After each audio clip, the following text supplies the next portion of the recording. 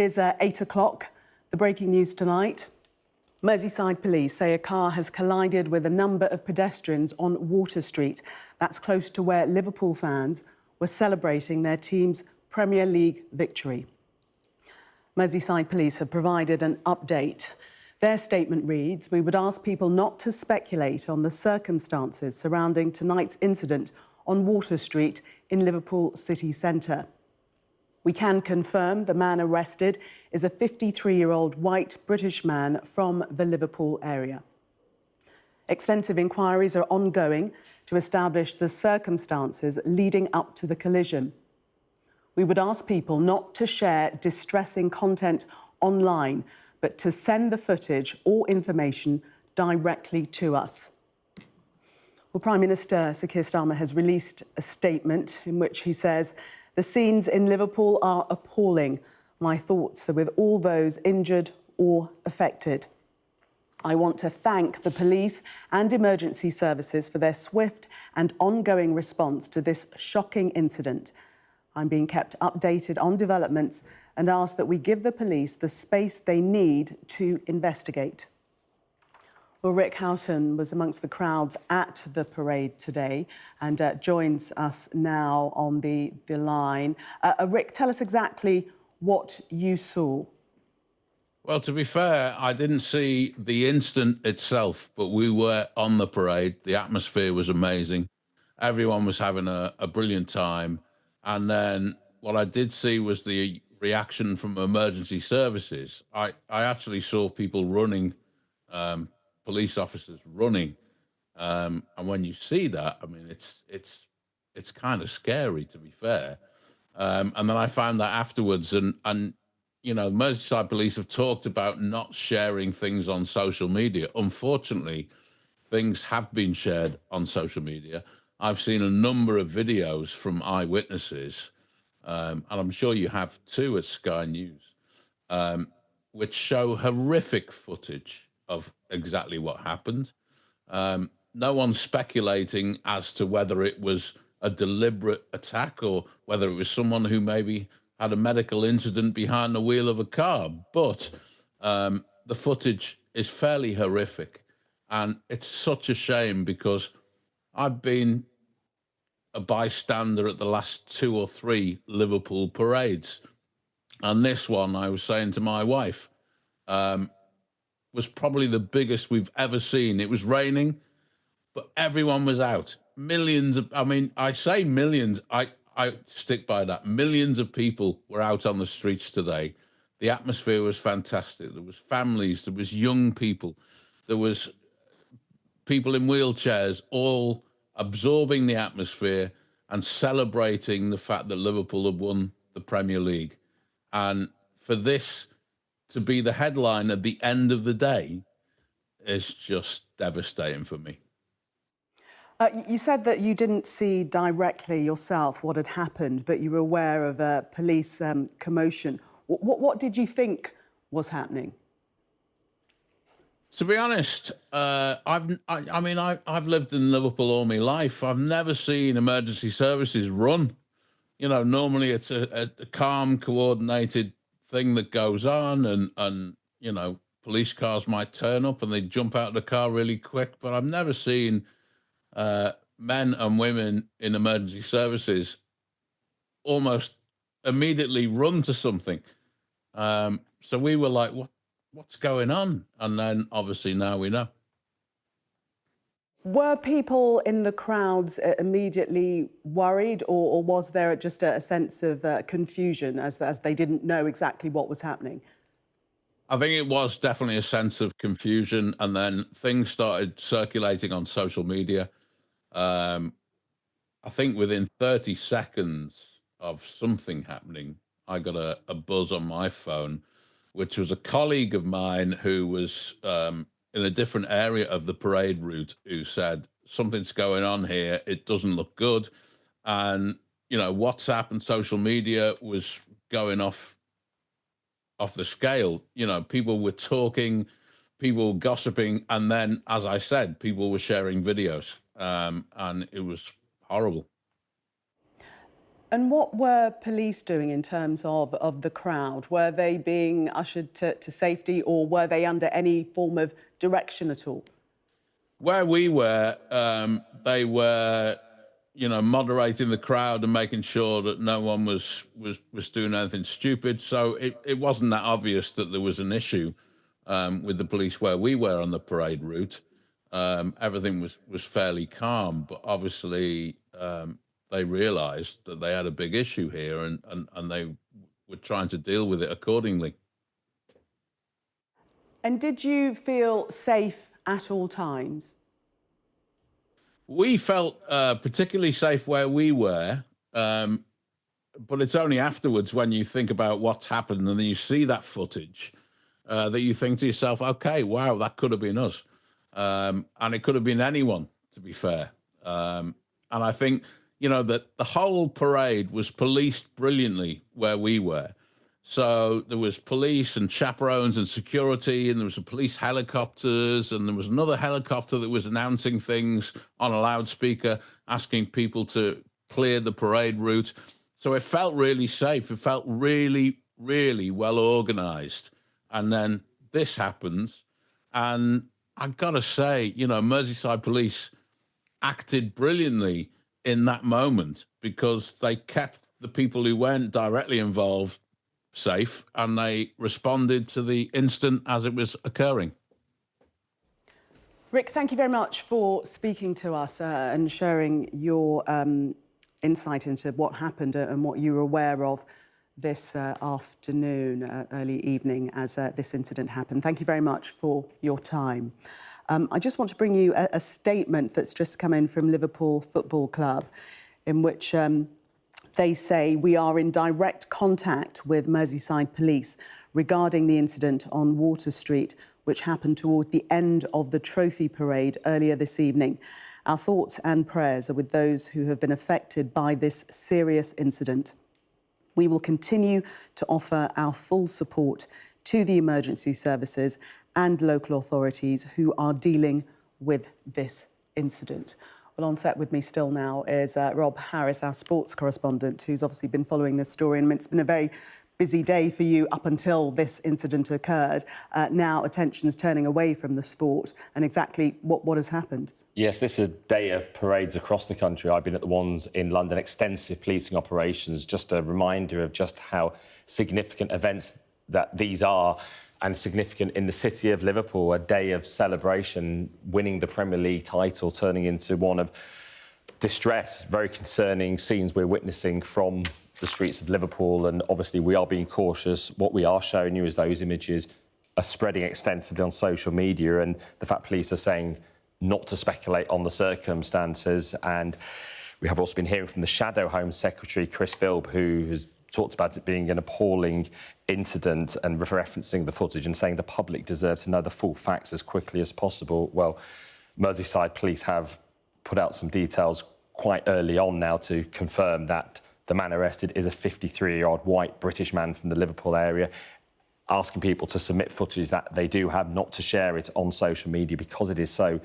distressing. And we have been hearing from eyewitnesses about the screams, the panic on that street very close to the Liver building by the water, for those who are familiar with Liverpool, and those who are describing this car, which was going towards the pedestrians in the area. Then the police were trying to block the scene as people started rushing to try to break into the car. And now we do know that the individual has been arrested. And witnessing the scene, the number of Liverpool flags and scarves is just a reminder how this was such a day of celebration across the city. The fact the parade started at 2 p.m, this incident happening at about 6 p.m, hours this parade was going on for, not just around the Anfield area, but making its way all the way through into the city centre, a 10-mile parade. And there we see, just above the ambulances, a Liverpool flag by the lamppost, and so many hundreds of thousands we've seen on the streets today. The red haze from the flares just showing how important this day was to the people of Liverpool. And now we're just seeing some of the moments in the time after this incident as well, the very extensive policing operation that did arrive on the scene there, as we've seen Liverpool fans being led away, some being supported by the emergency services as they have been taken away from the scene, so many in their Liverpool paraphernalia. A parade that was made even more important to them because 5 years ago when Liverpool won the title, it was during the pandemic and they could have no parade like this. So the fact that they won the Premier League again showed that Liverpool as a people wanted to come out and party and celebrate this on a bank holiday as well. And there were significant policing operations in place across the parade through the city centre for this. The parade was finishing just a short period away from this, just further down the Strand there, beyond the arena, which is also by the Albert Dock as well. And there's the Titanic Hotel a bit further down. And now the whole area very much cordoned off as police are dealing with this as an ongoing incident. And the fact we've had statements from the Prime Minister talking about this being an appalling incident, showing that both him and Home Secretary Yvette Cooper are very much involved in assessing the situation and indeed to establish the full circumstances. With, as for those just joining us, we can remind them that a 53-year-old white British man from the Liverpool area has been arrested, and the police are still conducting what they say are extensive inquiries to establish the circumstances. And Liverpool themselves, on their day of celebration, talking about being in contact still with the authorities, with the police, saying at this stage that they're offering their full support to the emergency services and local authorities who are dealing with the incident. We also have heard from the council as well, who've talked about liaising with the police as well, and from the ambulance services saying their priority is to ensure people receive the medical help they need as quickly as possible. And Rob, the timing is quite significant because that would have been the time at which the crowd was in full swell, wouldn't it? Because it was coming towards the end of the parade. Yes, the buses had been winding their ways through Liverpool, starting about 2 p.m, this 10-mile route. And this was towards the end of this very extensive parade. The size of the fan base, clear just by how many numbers of people there are on the streets. You just had to look at the Liverpool accommodation situation in the weeks building up to this parade. Places were full, hotels sold out. Flights even into Liverpool from places like Dublin, where there's a significant Liverpool supporter base in Ireland, showing limited availability, very high prices. This is not just the people of Liverpool coming to this parade. Their fan base comes from far and wide who wants to be part of this. Images even from the train stations and places like Crewe this morning show them absolutely crowded, people coming in from many different parts of the country to be part of these celebrations. And the fact that they could have such an extensive route, very much the largest of the parades we've seen in recent days, mainly centred around London, shows just what a large fan base that they do have. And a lot of images are being shared around social media today. We are not bringing those to you, but the fact that police are reminding people to not speculate on the incident, to avoid sharing this distressing content, but to send it directly to the police. On this day that should have been about the celebrations, celebrating the players winning the Premier League title, a title that was won about a month ago. They received the trophy at Anfield yesterday. So Liverpool, Merseyside police have had a lot of time to prepare for this parade, given the fact the title was sealed a month ago. And, you know, there'd been quite extensive briefings that had been taking place last week with the media. So they were very well prepared for this parade, given the numbers of people expected on it. But for now, the scene there just showing how this day has turned into one of quite horrific scenes for those who've witnessed this car going into the very crowded street full of pedestrians. Yeah, indeed. Rob, thank you very much for the moment. We're going to turn now to police commentator Graham Whettone, who joins us on the line. And Graham, the line coming from the police is very much that people should not speculate on the circumstances surrounding tonight's incident on Water Street. That's in their statement that they've released. That is the problem at the moment, because there is a lot of footage circulating on social media, isn't there? Yeah, that's all, and that's always a problem this day and age, with social media taking over so much news reporting, with people being, and so many people as well, present at that scene when that awful incident took place. Mobile phones out, people recording it and then posting it almost straight away. It potentially is a huge issue for Merseyside Police to try and manage this information, and then the inaccurate speculation. I've already seen a couple of posts that are completely inaccurate in what they're suggesting or alleging. So far too early to speculate. Credit to Merseyside Police coming out so quickly. I think within about an hour, they said that a car was in collision with pedestrians. The car was stopped then at the scene and a male was detained. And then literally about, I think, 10, 15 minutes ago, you reported the fact they've now announced that a 53-year-old white British male from the local area has been arrested for this.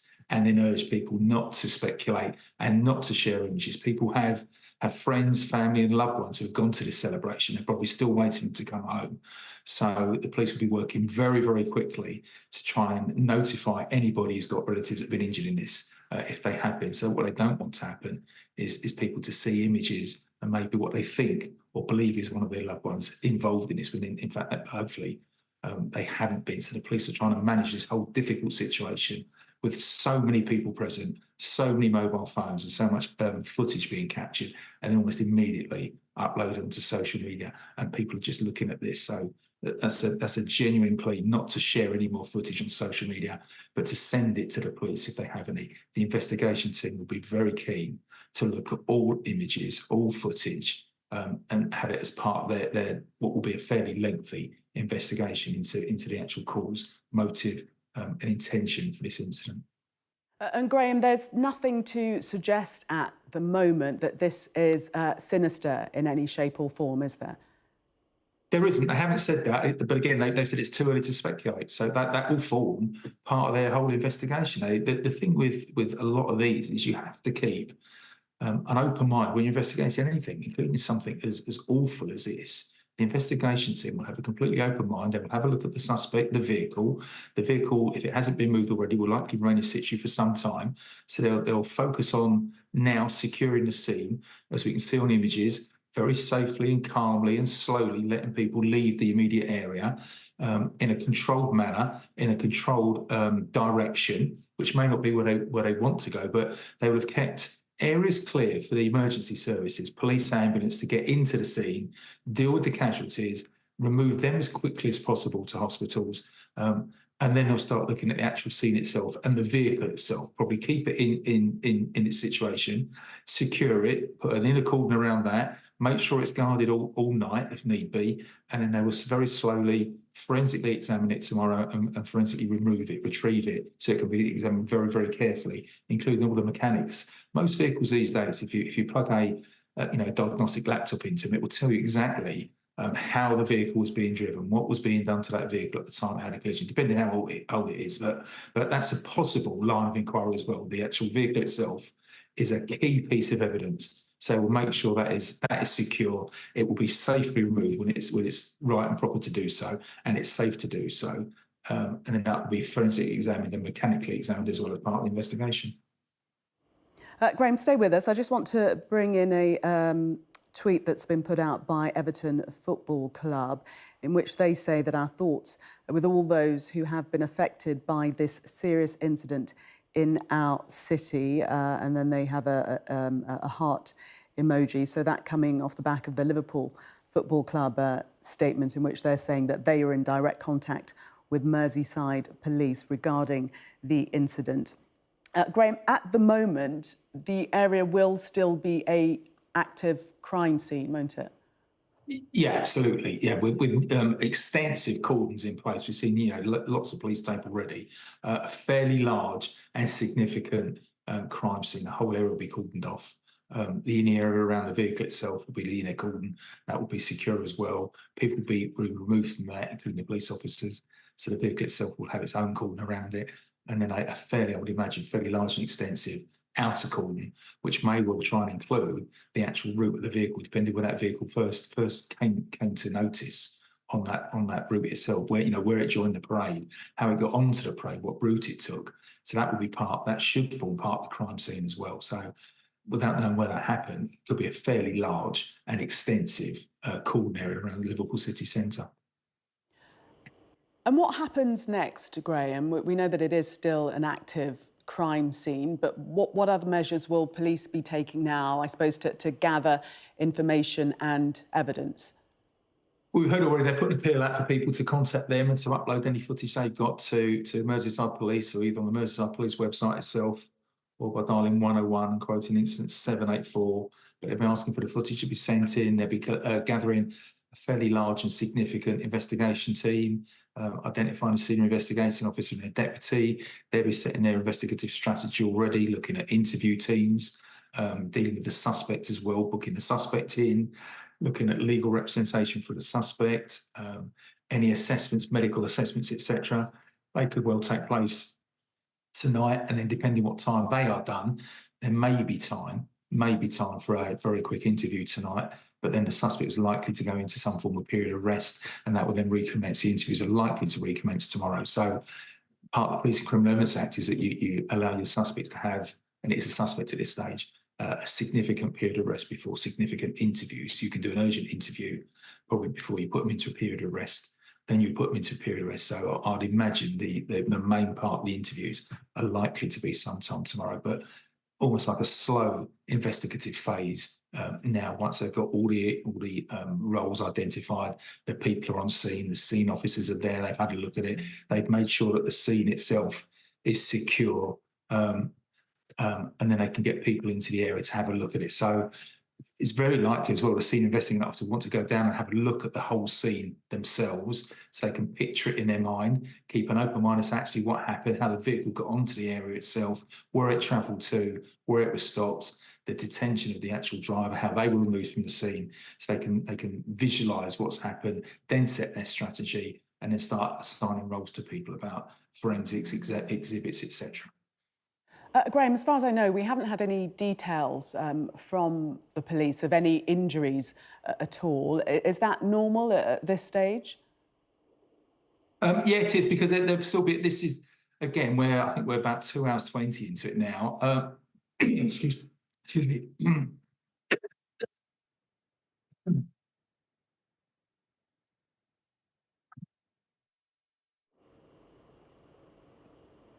Graham, we were just talking to you there. We'll leave you for the moment. Let's cross now to our political correspondent, Liz Bates, who's been monitoring reaction from across Westminster. What have you heard, Liz?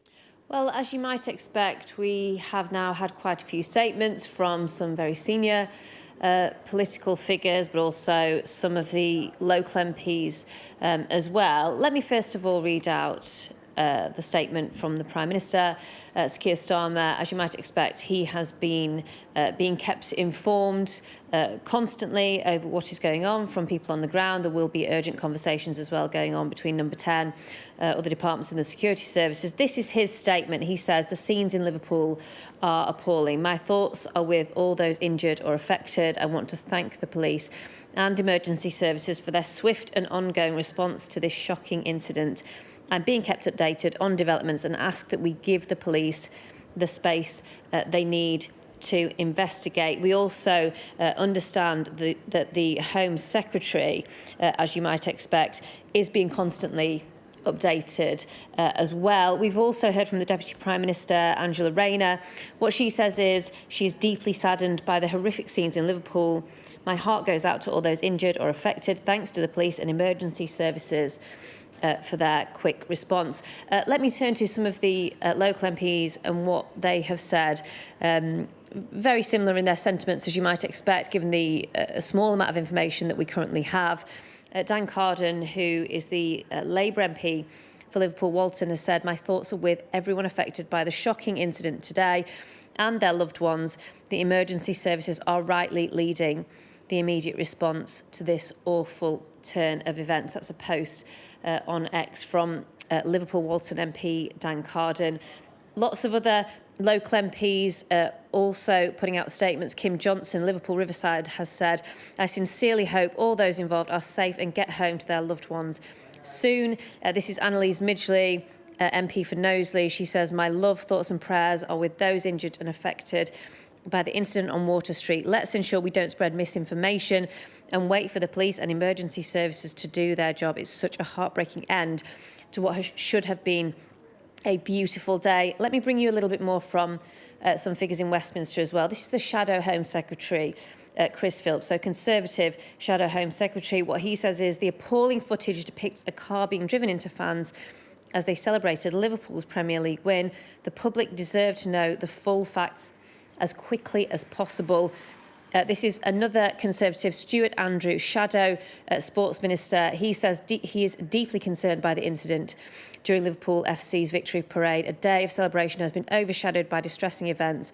My thoughts are with those affected. Grateful to emergency services for their swift response. We must ensure public events remain safe for all. So, as you can see, a whole range now of political figures putting out statements, many of them simply expressing their solidarity with the people there, calling for the police and emergency services to be left to investigate the incident and deal with the aftermath and other issues as well being raised. These are issues that won't come to light right now, but over the next few days, of course, there will be questions about safety at public events and that type of thing. But tonight, I think just with the lack of information, what is happening as political figures are being informed, being constantly updated.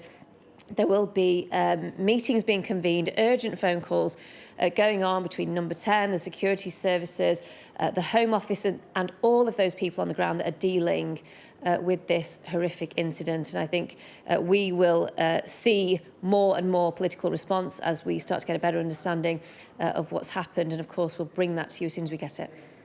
Liz, will it be likely that we see the Prime Minister and possibly the Home Secretary making their way to Liverpool?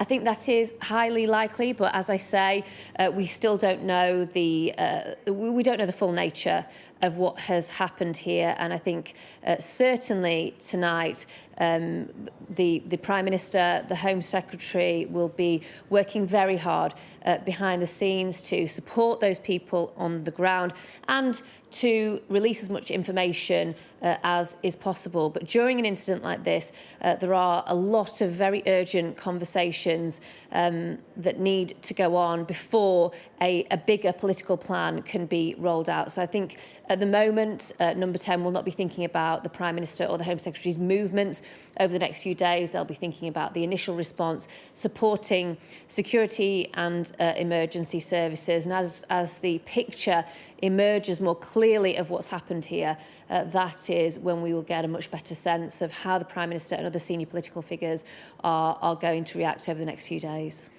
OK, Liz, for the moment, thank you. I want to return now to Graham Wetton, our police commentator, who's still on the line for us. Graham, before we left you, we were just asking about the police not commenting on any reports of injuries and whether that was normal procedure at this stage. Yeah, it is. It's very normal, Gillian.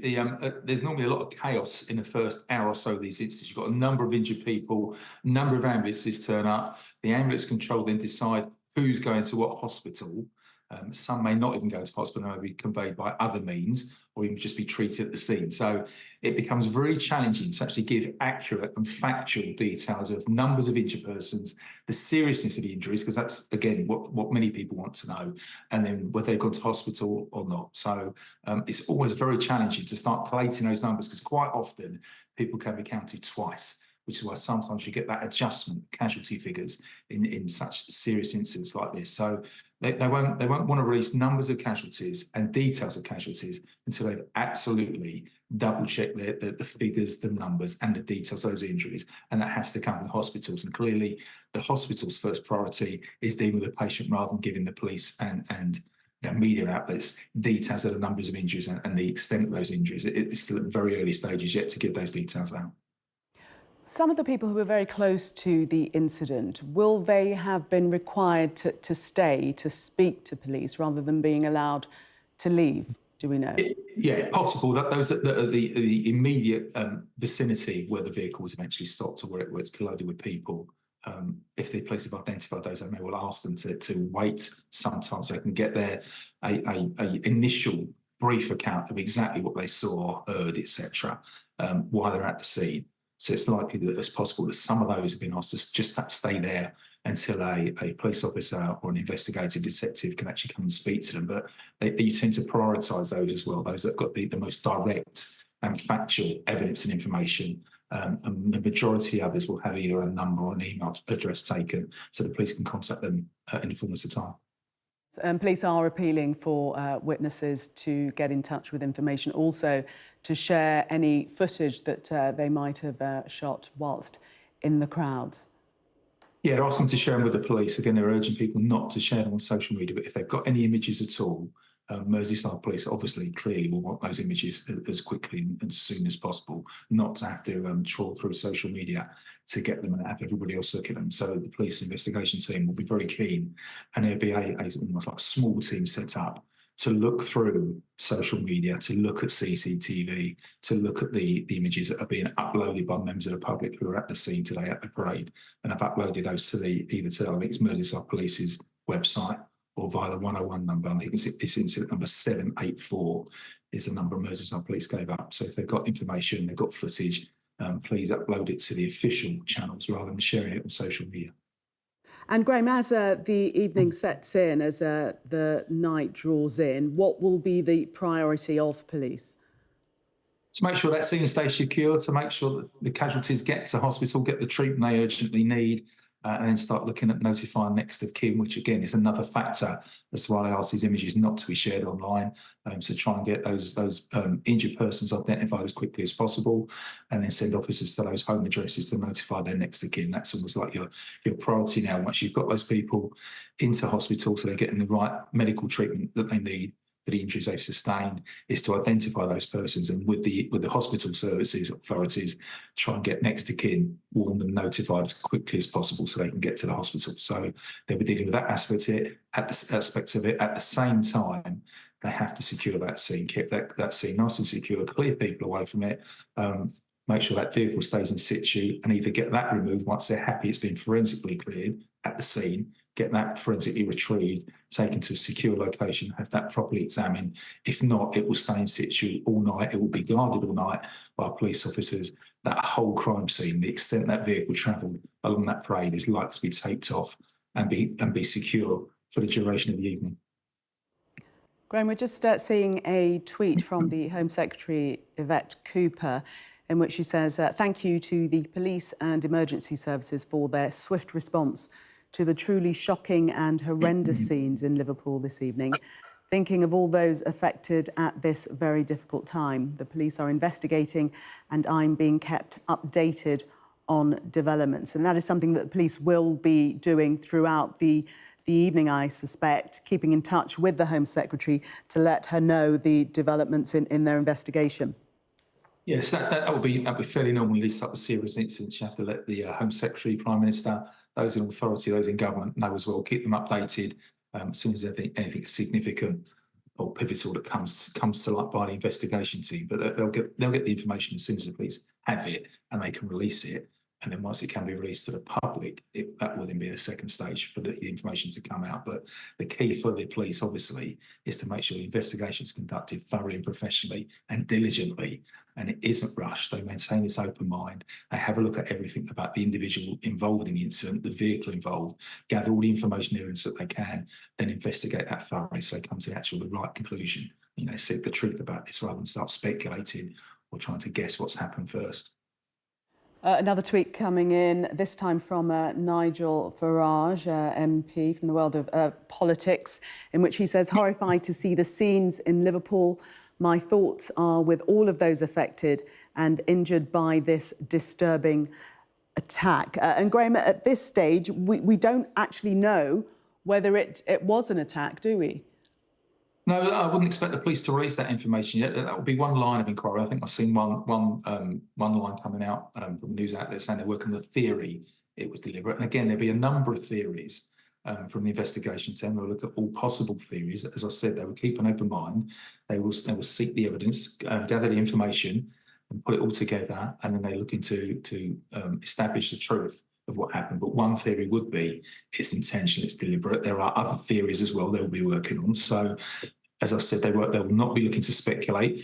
They will keep an open mind. They will gather the evidence and the information and establish what's taken place. Part of that will be to speak to the person involved, and part of that will be to speak to the witnesses and even those injured from it as well. What was said, what was done, the actions that were taken, have a look at the CCTV footage, see if that supports and corroborates the verbal statements and the digital images that they're looking at, together with speaking to the driver of the vehicle. Graham, do stay with us. I just want to remind people who have just joined us this evening that what has happened, a man has been detained after a car collided with pedestrians in Liverpool city centre, this during Liverpool FC's Premier League victory parade. Emergency services were called to Water Street. Merseyside police were contacted at just after about 6 p.m. Today with reports of the incident. The car was stopped at the scene and a man has been detained. Merseyside police have issued a statement in which they say we would ask people not to speculate on the circumstances surrounding tonight's incident on Water Street in Liverpool city centre. We can confirm the man arrested is a 53-year-old white British man from the Liverpool area. Extensive inquiries are ongoing to establish the circumstances leading up to the collision. We would ask people not to share distressing content online, but to send the footage or information directly to us at merpolcc or pass on information by calling 101, quoting log number 784. And information can also be passed on anonymously via Crime Stoppers. That number on 0800 555 111. So that Crime Stoppers number again, 0800 555 111. Well, let's speak now to Harry Rashid, who witnessed what happened in Liverpool city centre earlier on. Thanks very much for speaking to us. What did you see? Hi, good evening. Yeah, we were travelling back. The parade had just finished. The bus had passed us on the Strand, so we were walking up Water Street with my family, and I saw this vehicle. Just initially, it was adjacent to an ambulance, and it ploughed into a few people, and then it came to a stop. We were shocked. It was a lot of confusion, a lot of screams, and I saw the people around me. He was about 10 feet away from me, and they started surging towards the car and trying to smash the windows. At that stage, I just assumed it maybe accidentally run into the crowd, in fact, my thoughts were for the driver that people are attacking him, and this could get very bad. I remember many years ago an incident with some police in Belfast where something like this occurred, and it came to my mind very quickly. But then he put his foot down and kind of drove through the crowd. He surged through like dozens and dozens of hundreds of us were there, but he just went straight through the crowd, and there were shouts and screams. And it just carried on going, and I couldn't believe what I was seeing. My kids were with me; they started screaming. We just were in a state of confusion. What did you think was happening? You say that yes, you were in a state of confusion, but did you draw any immediate conclusion as to what you thought was unfolding? Well, like I said initially, I just thought he's gone into the crowd by mistake, because he stopped when he initially. I think he was trickling along. Then he kind of put his foot down. With a few people, he hit them. So I think maybe attempted to brake, and then they hit the people. And as he hit the people, because there was a crowd of people around him, there was anger, so that they surged towards his car to try and get him out, or to smash the windows, or what they were trying to do. And like I said, I thought at the time that they're probably going for the driver, and he just may be innocent when he's going towards him. But then, when he then put his foot down again, either out of panic or either deliberately, I don't know. I can't speculate on that. But then he went into the pedestrians in front of him and just kept going. Did you have clear sight of the driver? I could see the driver. I couldn't make him out. My wife was next to me, and she had clear sight of him. She told me straight away what he looked like. She said, yeah, wearing a T-shirt, he was like a white guy. He just went straight into the crowd. I just saw him, but I couldn't make out what he looked like, other than he had like a T-shirt on. Was your wife able to ascertain his demeanour at all? No, not really. She said it looked like some old guy just driving. She said, it didn't look like he was angry or upset. Probably confused at the time, because obviously you can have some emotion on your face, but no, she didn't say anything other than that. And did you see members of the crowd attack the vehicle? Yeah, well, everyone that was around the vehicle was trying to clearly stop him at that stage because they probably also assumed that he's deliberately gone into people. So they were hitting the windows hard, but they hadn't smashed it at that stage because this is when he first hit the crowd right next to the ambulance. Then when he drove further down and going through all the crowd, then they managed to stop him. But prior to that, none of the windows were smashed, and he was able to drive off. And did you see any people injured? Yeah, we saw lots of people injured. In fact, the area where he drove through, then there's just people laying on the ground. And one of them looked unconscious to me, somebody quite young as well. So it was very distressing to see all that. My daughters were with me, they started crying, and we just tried to get out of there as soon as possible. People were kind of stopping and not sure what to do, but I know in that situation you've got to try and get away from the situation and get yourself safe first and foremost. And you say that your daughters were with you, quite traumatic for them to witness that. How are they? Well, they've been quiet since the incident occurred. We're heading back from Liverpool now to the Midlands, and they haven't really said a word. And from your voice, I can hear that you're shaken also. It's quite distressing to go through all of this. I'm fine now. At the time, it was very distressing. At the time, it's not the kind of thing that you expect to see. It's a happy occasion, once in a lifetime occasion. We were all looking forward to it. First time in 35 years where a crowd can see Liverpool Football Club lift a trophy. You don't expect to leave home and see these kind of scenes. It was supposed to be joyous scenes only. Indeed. And what was the reaction of the crowd after the incident? They were all shocked. There was a lot of shouting. The police, the very few that were on the scene initially, they started running towards the vehicle. There was a police car very quickly coming up from behind, but because we were all in the road, it couldn't get through, so we all were trying to then cram onto the pavements, and Water Street, as you can imagine, it was completely full. There was nowhere to move, so we were trying to move onto the pavement. We were right outside 8 Water Street, so it was quite a very busy area, and there was no space for people to manoeuvre. So at the same time as trying to help the injured that were on the ground, we were trying to give way for the emergency vehicles to come through. Was there any sort of a stampede? Was the crowd rushing to get away? Initially, it was just trying to get away from the vehicle. After the vehicle had kind of ploughed further down, yes, some people were running, some people were just walking. They weren't even sure what to do. Now, the worry at that stage for me was that there might be another vehicle, or is this coordinated, or what is it? You just don't know. So I tried to get the family completely off the road and onto the pavement where vehicles, it'd be difficult for them to kind of mount. And were you ever directed by police? Were the police ushering you to safety, or did you really have to make these decisions by yourself? Not initially. I mean, look, there was thousands of police there on the day, but in that location at that precise moment, there was only a couple of police officers who were a bit further down there. They were running towards the vehicle itself, so they would have been taken away from wherever they were at. As we walked further up Water Street North, heading away from the Strand and heading away from the water, we did see some police then, some foot police coming towards us, and also the sirens of police vehicles heading down there. But like I said, the vehicles had to come a lot longer. The uniformed police that were there, they'd already headed towards the vehicle in the incident. And you're heading home now, or are you at home?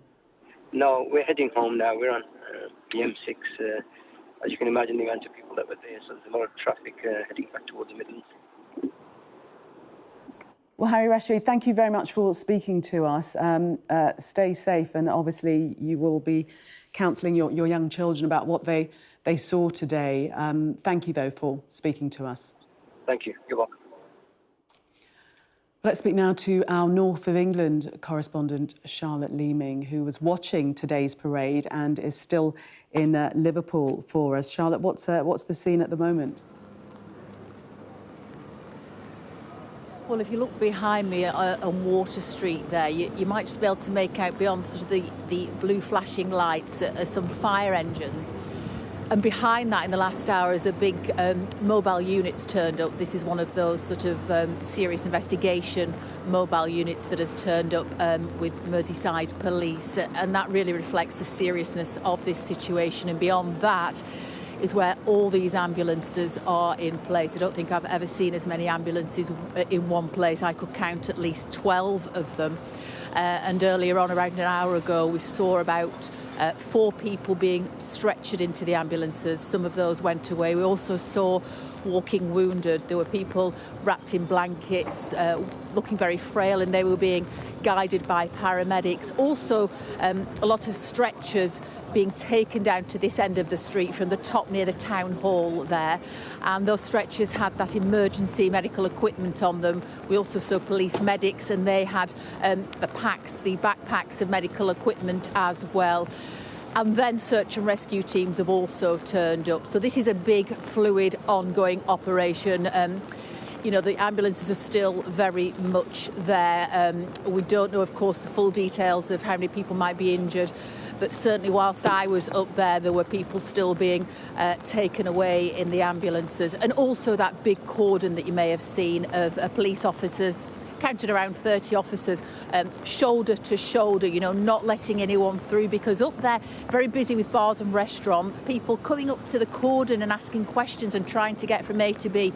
Merseyside Police, we know, the Prime Minister also said, please let the police get on with their job. This is a serious, very serious incident, and they're still trying to discover what exactly happened. So for them, especially in this weather, as you can see, it has turned really, really awful. So they really have 2 things to do, don't they? They need to get everybody to safety, and they're also carrying out those inquiries and investigations into exactly what has happened here. They need to get on with that very quickly. And as we know, the counter-terror police are also involved. So a very big operation taking place up there, a big police and emergency service presence indeed. And Charlotte, as far as we know, that will be there throughout the night? Yeah, for some time to come, I would have thought. It can't be rushed, can it, something like this? And if anything, more people are coming. Sometimes when you go to an incident, you know, the emergency service and the police might start to downsize a bit and go away. That's not the sense that we're getting here. They're very much staying. You know, the 30-odd police officers there on the cordon. The size of the cordon, still very big. So very much ongoing, and I would imagine could go on for the next few hours. Yeah, we're expecting an update from Merseyside Police in the next hour or so. As you know, police, everyone asking people not to speculate online. That's the problem, isn't it? Sometimes there's some very distressing images on social media and the temptation for people to speculate and start posting these things. But there's families involved here. We heard the eyewitnesses say that, didn't we? People with prams and families. We were up on the balcony here just moments before it happened. There was such a lovely atmosphere, real family-friendly celebration. And then just so quickly turned. We just looked across the road from the balcony up there, paramedics running, police cars, and just people running around, and we just didn't know what was going on. So I think this will take some time. We know there's a tent sort of around the vehicle involved as well, so forensics will be investigating this too. But how quickly it turned from such a lovely celebratory occasion to something so distressing. It's awful. You know, at the town hall at the top of Water Street there's people sitting outside bars and they're crying and they're hugging each other, and they're very shaken by this, that something which they were so proud of and were looking forward to for a long time has turned into this. It's extremely distressing. The police emergency services doing all they can as quickly as they can in a very busy area with very bad weather as well on top of that. But certainly I think this will be here for quite a while as they try and discover what exactly happened here earlier tonight. Charlotte, for the moment, thank you. Well, we've been getting video of the incident coming into us here at Sky News. We're about to show you pictures of when the car was going through the crowd. We've edited it to remove any part where the car collides with the pedestrians, but a warning that you might find it distressing nonetheless.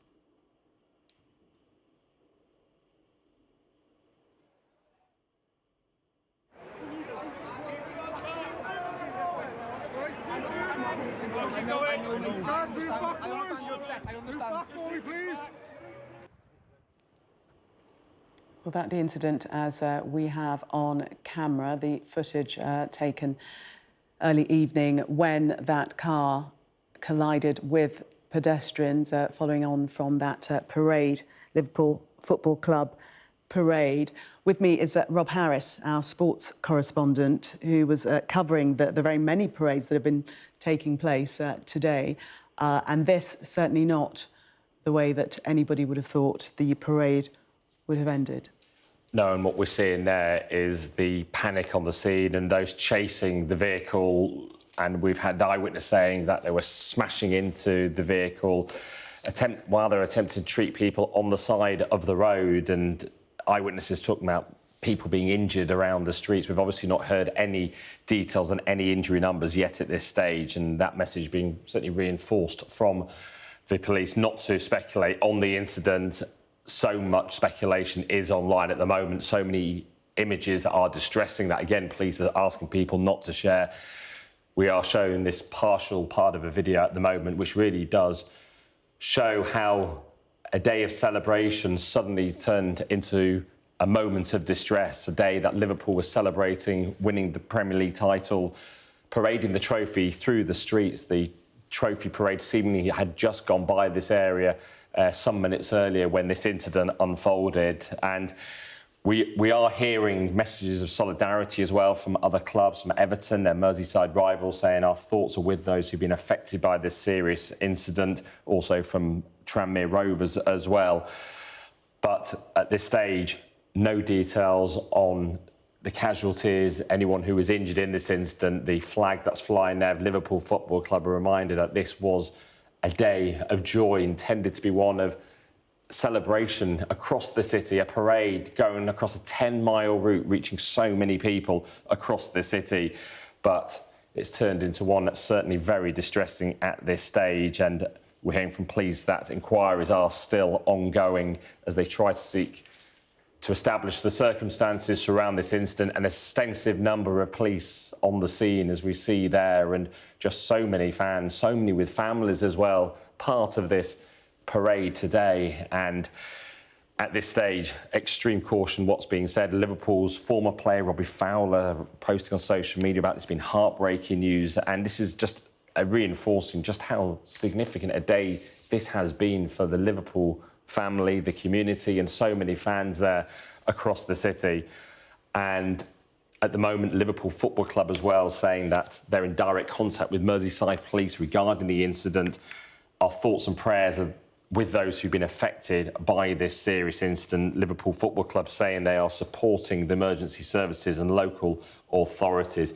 This is an incident that took place very close to the Liver building. Apparently the vehicle heading down the street towards the Strand, which is by the River Mersey. The parade finishing not far further down from the Albert Dock, further down from the arena, for those who are familiar with the area, the arena very close by to the Liver building. And, you know, the number of vehicles there on the scene pointing just to how seriously this incident is being treated, with such a large area now being cordoned off as police try to establish the circumstances surround this incident and treat any of those affected. We've seen football fans being taken away, carried away by emergency services, so many of them in their Liverpool shirts and their champions paraphernalia, reinforcing this day of joy that has now turned into one that is extremely distressing as we see live there, the scene into the evening, the number of police vehicles there, and the large cordon now around the area as people kept well away from the scene.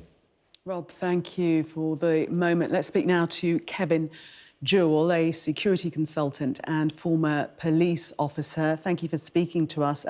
Your thoughts on what has occurred this evening?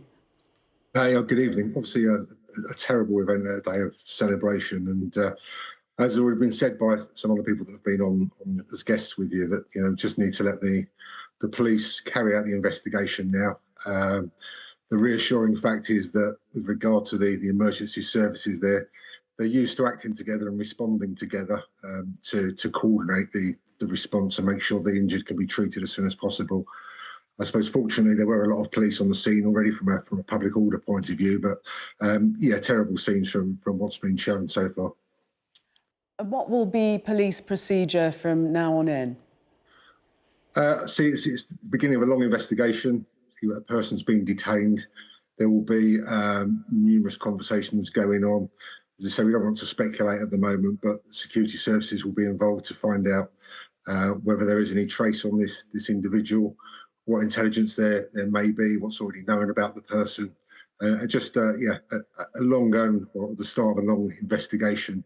The scene's obviously been secured, and really the priority at the moment is for people that have been injured. But in the background, there'll be an awful lot of work being undertaken at various levels to find out why this person has done it, and if there's any links to anyone else, and if there's a wider threat, which hopefully there isn't. We were just seeing shots of a big blue tent. That, we believe, is where the car came to a stop, came to a halt, and is underneath that tent. That now will be absolutely crucial evidence in terms of the investigation, won't it? It will be crucial. That said, the fact is, that there is continuity of evidence in the person who's been arrested. It's known they were driving that vehicle, but there are wider issues, as I say, going back to my previous comment about the wider investigation. We don't know what is in that car. I'm presuming from the fact that people are near to it that it's not going to present a danger, but we don't know where the car's come from. Is it a hire car? Have other people been in the car? So there's a wider issue rather than just the person who was driving it, because that's probably not in doubt. But yeah, to find out if anyone else or anything else can be linked to it. There might be mobile phones in there, laptops, all sorts of things. So at this stage, it's not necessarily ruled out that there might have been other people involved. Is that what you're saying? I'm not saying that there will be other people involved, but what I'm saying is certainly from a senior investigator's, investigating officer's point of view, they've got to kind of rule nothing in and rule nothing out at the moment until you can factually prove it. So, no, I'm not for 1 second speculating or wishing to scaremonger to say that there is a wider threat, but that is one thing that's going to have to be looked at, because as I say, apart from the priority of treating the casualties, what the police are going to be concerned about is making sure that if there's evidence anywhere else or any suspects anywhere else, that they're going to get those under control as soon as possible. We are seeing people walking around at the scene now, some way from that tent. But is that normal not to clear the streets, that there are still people walking about, those from the crowds and civilians we can see with a suitcase there, walking across our shot? As I say, I mean, we don't know who all those people are, but we can probably work on the basis that some are members of the public. So in an ideal world, it would be completely secured. That said, if people have to go back to I don't know how many people live in the area, but if people do need to get back to their residences or collect the valuables and such like, it can be done under a controlled basis.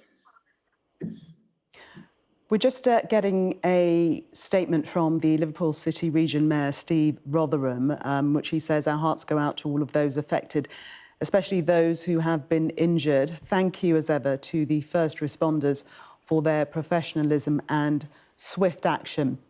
This is a difficult day for our city region, but we stand together." And we know that the people of Liverpool are tremendously resilient. Not just the people of Liverpool, though, they're in the crowds today, because many international fans of Liverpool City Football Club will have been in the crowds. But now the scene that we see turning very much from the one of sporting jubilation to simply put a crime scene, Kevin.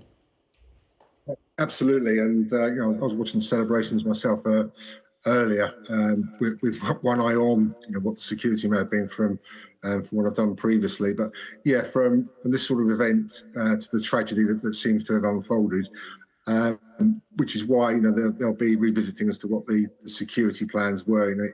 Even worst case scenario, if it does turn out to be, I say we can't speculate, but if it does turn out to be a deliberate act of terrorism, or even down to mental health issues, there'll be a review as to the plans and security plans as well as public order plans that were in place to try and stop this sort of thing. But yeah, it's terrible to see, as you say, after such a day of celebration. Several, obviously, police officers would have been in situ anyway because of the celebrations and the sporting event and the numbers of people involved in those crowds. Would that have meant that this has been dealt with far more swiftly than had police not already been present? It's difficult to say. That, I mean, there were a lot of police officers present. I saw one of your previous guests saying around how congested it was with regards to vehicles being able to get through as in emergency vehicles. But it certainly would have helped to a degree the fact that the police officers and police vehicles were nearby.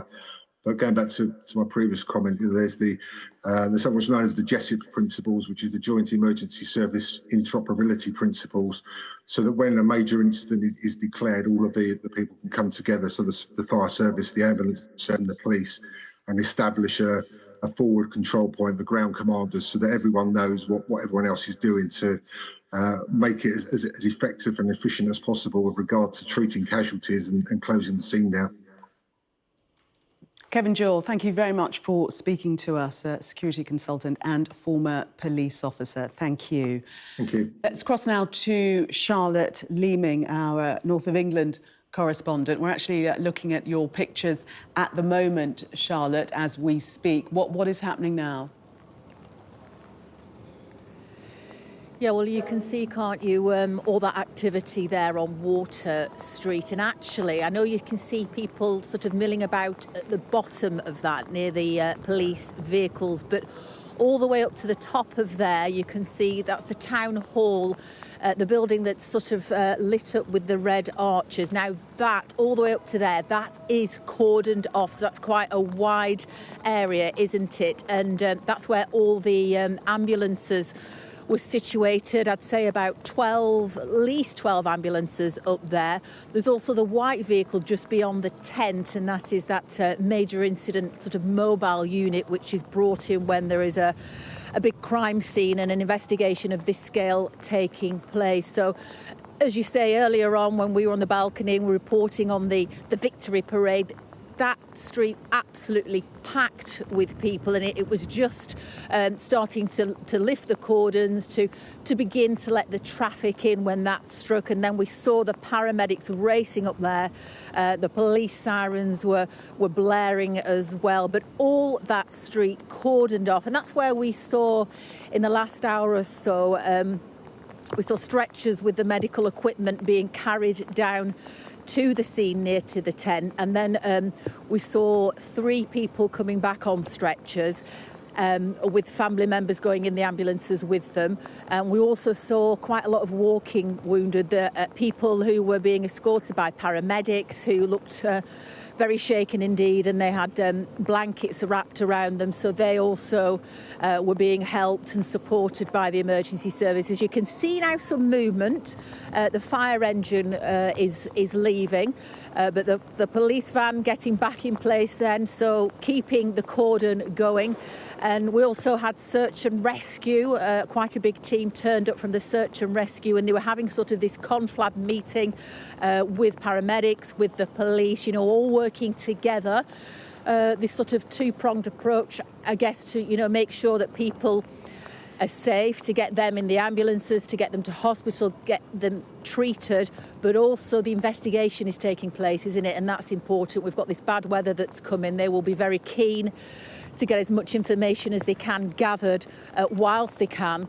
And just at the top of there, opposite the town hall, is a hugely popular, busy street on a night out. So there's a big cordon of police officers sort of shoulder to shoulder, about 30 of them stood there, just stopping anyone coming in.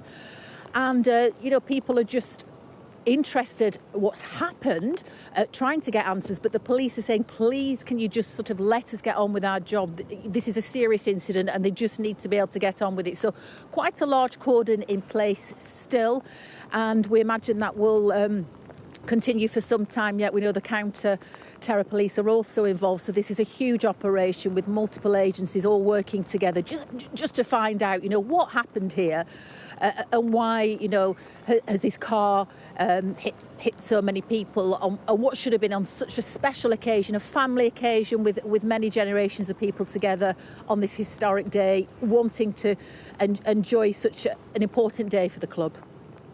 Charlotte, thank you.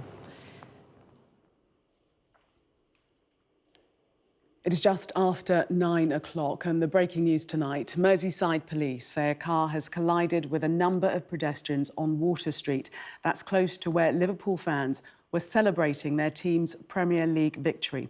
Pictures from the scene show a car driving along a street packed on both sides with people before it is in collision with a number of people. The Prime Minister said tonight the scenes are appalling. Well, we've been getting video of the incident coming into us here at Sky News. We're about to show you pictures of when the car was going through the crowd. We've edited it to remove any part where the car collides with the pedestrians, but a warning that you might find it distressing nonetheless.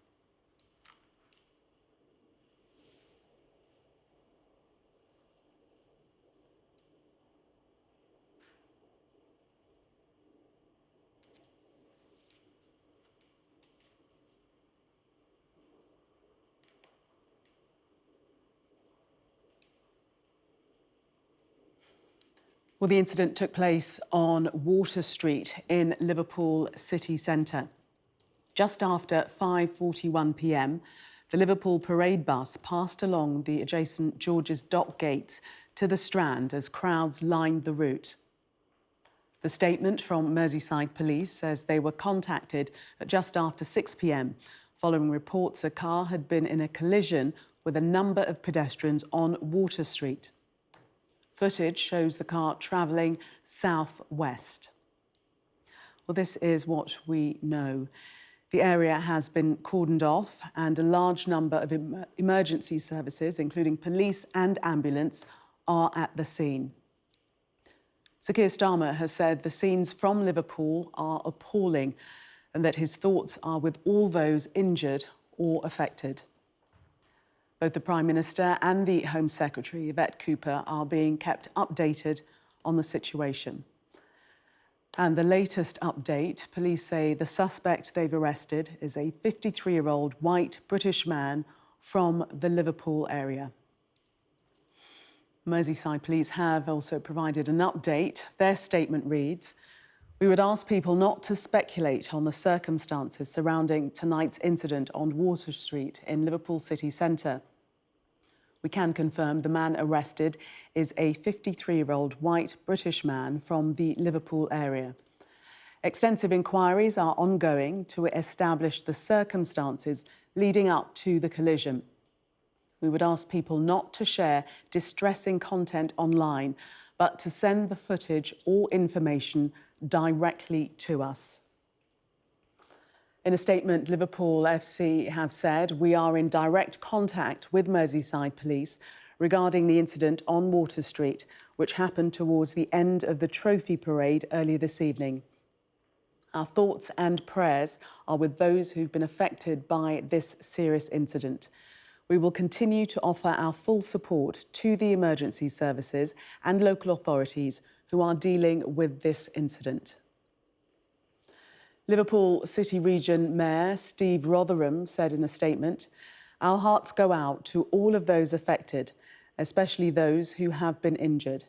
Thank you, as ever, to the first responders for their professionalism and swift action. This is a difficult day for our city region, but we stand together." Well, our North of England correspondent Charlotte Leeming was watching today's parade and is still in Liverpool for us. And Charlotte, what is happening now this evening? Well, again, this investigation is continuing and such a strong presence of police, search and rescue, the ambulance service as well, who quickly reacted to this. Of course, we know there was a strong police presence here anyway, but they were straight at the scene here on Water Lane. it just went from jubilation and joy. Crowds were dancing, and the bus had just gone past about half an hour before, but the party was continuing.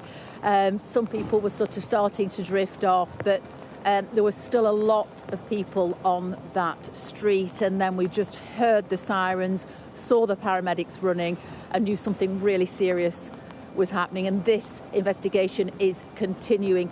Beyond the police vehicles you can see there and the tent as well, there are a lot of ambulances still in place outside the town hall there, and the big white van there as well, which turns up when there's a major incident. It's almost like a mobile office, a sort of control room, if you like, where all the different agencies can work together to try and discover what happened, because of course we see speculation on social media, but really we need, waiting for the police, Merseyside police, to really establish some facts here. We know that the car has gone into some people and a man has been arrested, and eyewitnesses saying it just sort of came from nowhere and they were rushing out of the way. Some people, some families with prams, extremely distressing scenes. And just at the top of there's a cordon with a large body of police in place, shoulder to shoulder, just stopping anyone from spilling over from the bars and restaurants that are up there. And everyone is very distressed and upset in a state of shock, because just half an hour before, just having such a wonderful time and historic day for Liverpool Football Club, and then for this to happen has just absolutely devastated people. They can't believe it's happening. There's lots of people hugging and coming together. But of course the priority for the emergency services and for Merseyside police is to really help the people that were injured in this incident. We don't yet know the number of people. When I was at the top of Water Street about an hour and a half ago, we did see some people taken by stretcher into the ambulances with friends or family with them. Also saw some sort of walking wounded, some people looking very shaken anyway, wrapped in blankets, being escorted by the paramedics. So a huge ambulance presence. I don't think I've ever seen so many ambulances together in one spot. So, they really have got the resources here, which they would have had some, of course, in place because of the parade anyway. But this is probably going to go on for some hours now. This is a large site that they are looking at. There were a lot of people in the area at the time. So they need to sort of look after those people that have been injured and also get this investigation started, try and get as much evidence and information as they can. The weather won't be helping, that's for sure. But there's a big sort of multi-agency approach to this. You can see at the top of this street there's the police, paramedics, we know counter-terror police also involved, and also search and rescue.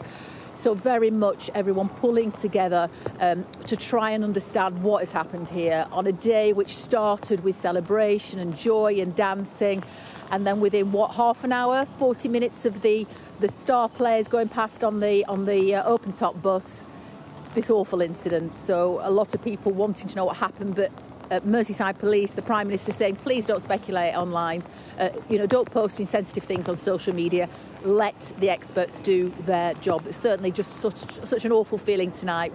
Really sad atmosphere in Liverpool. What a terrible end to which should have been a momentous celebration today.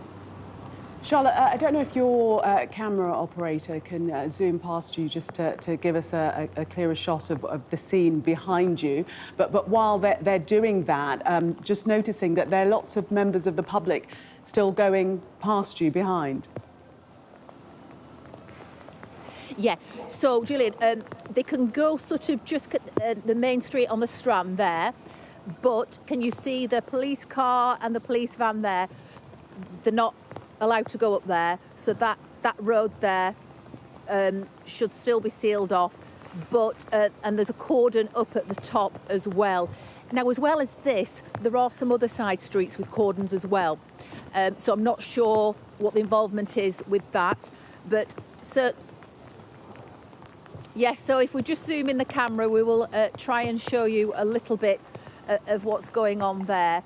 but there are other side streets as well that have been cordoned off too, so it is quite a large area.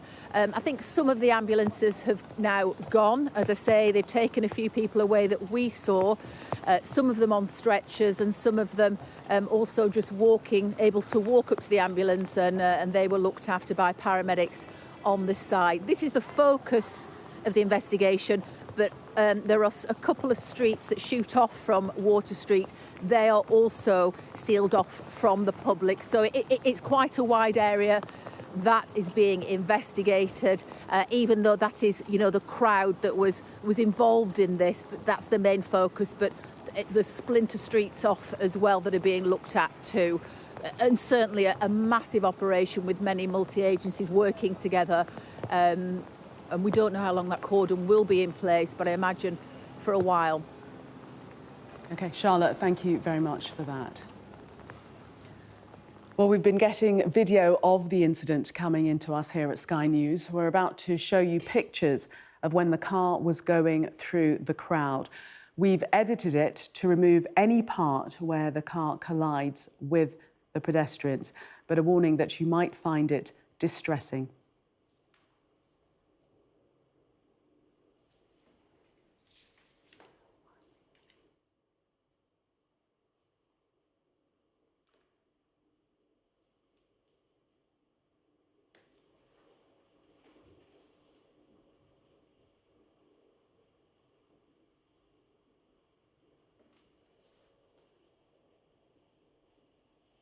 This is the moment that we've edited not to show the moment of collision.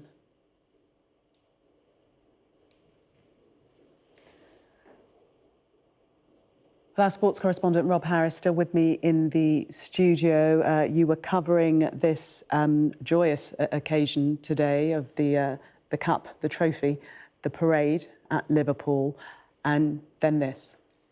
A day that was historic for Liverpool, winning the Premier League for the first time. They could celebrate in front of fans in 35 years. The last time was during the pandemic 5 years ago. There couldn't be a parade like this.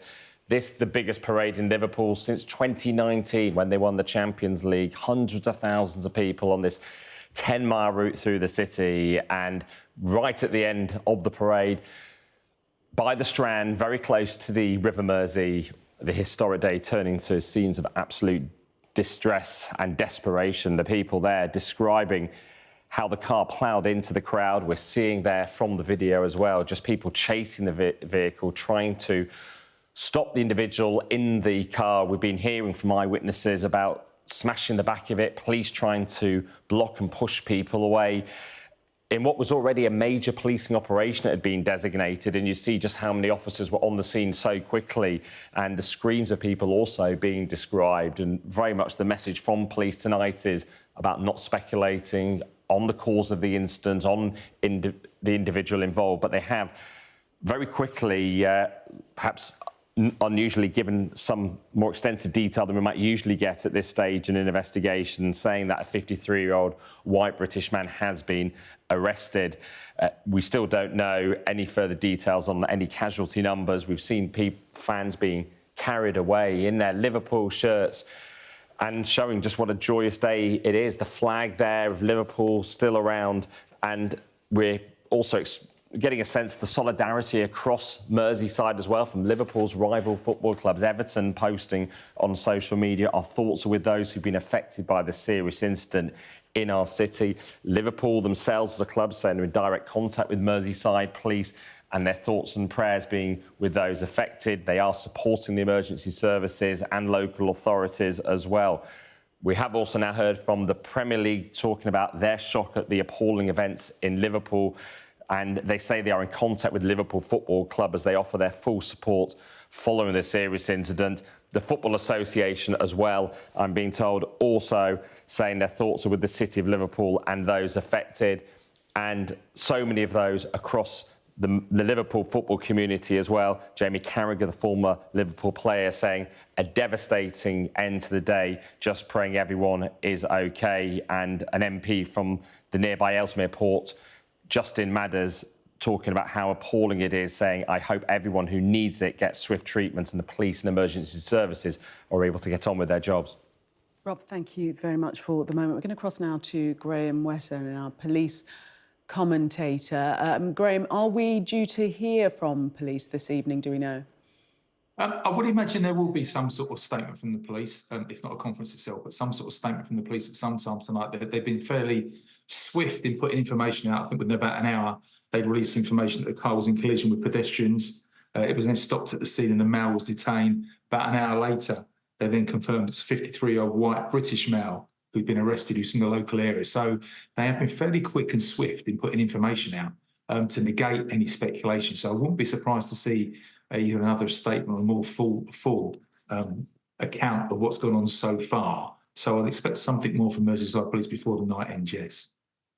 That is a major issue, isn't it? Speculation. Police have said several times that people should not speculate. They should not share images that have been circulated on social media, and if anything, should provide those images directly to the police. Yeah, my understanding is that I think Merseyside Police have probably opened up or asked for what's called a major incident policing portal. So there should be an online link. If I can get hold of that, I'll send it through to you. But there should be an online link now for people to upload images, which would be the preferred method for any witnesses, anyone at the scene that's got any footage at all, to send it to Merseyside Police. So there'll be a portal opened up. You can upload your images direct to that. Or again, if you want to remain anonymous, you can always call Crime Stoppers on the Crime Stoppers number, which is 0800 555 111. And you can do that, any information in anonymously. But it will be keen. Merseyside Police, the investigation team, will be very keen to hear from any witnesses if they haven't already given their details to police or uploaded their images to the Merseyside Police themselves. Graham, we're looking at live pictures of the scene, which we can see the cordon in place there. That is now an active crime scene. What will be happening this evening? Police will just look to secure that crime scene. I think probably just in the background, that looks like it's that fairly large forensic tent that's just securing and safeguarding the vehicle. The vehicle's likely to remain in situ then overnight. The fact that that's in place, it's probably over the vehicle itself. I think we heard from your reporter saying the weather's turned fairly inclement, so maybe a bit of rain and wind, and clearly that can have an impact on any forensic evidence. So they'll try and secure the vehicle itself. That's a crime scene in itself, but also the route it's taken is likely to be secured with tape and significant police presence to make sure the whole area is kept secure. So tomorrow, very slow time, very methodical, forensic retrieval, forensic examination of the whole scene will take place, and especially the vehicle itself. And then once it's safe to do so, they're happy that they've cleared the vehicle of any potential forensic evidence, it will be removed to a secure location and be even more thoroughly examined. So I wouldn't expect much to happen tonight at the scene. It will probably stay exactly as it is, with a significant police presence, significant cordons in place. And then tomorrow, when they've got more time and the light is up, they can then start taking their time to actually work their way through the entire route the vehicle took. We are seeing outside of the cordon various members of the public seemingly going about their business. Is that normal in this type of situation? Yeah, it is. Yeah, you have to. You push your cordon out as far as you can manage and keep it secure. You can just see in the background then it seems to be even more screens going up just in the very rear of the image you've got up live now in the up towards the top left-hand corner. More screens going in place, police vehicles manoeuvring, etc. But it's fairly normal. You keep your cordon as large in an incident like this as you can do, as you need to. Then you have to resource it, but then people can literally walk around the outside of the cordon, outside of the area itself. But it's key that the emergency services, the police specifically now, are allowed to get on and do their job without any hindrance or interference. They've got a really tough job to do, and an important job to do as well. So it's key that they're allowed to do that without any interference or intervention. Just let them slowly, methodically work their way through it. The investigation team will already be looking at the individual that's been arrested. We'll be looking at CCTV footage, speaking to key significant witnesses who were present at the scene, getting statements from them, looking at people that have been injured, seeing if they can speak to some of the injured parties. If not now, then as soon as they possibly can, to get accounts from them as well. So it's key that the police are allowed to do that job as quickly and speedily as they possibly can. And Graham, in your experience, what will be the number one priority? What's at the top of the list in terms of the investigation now?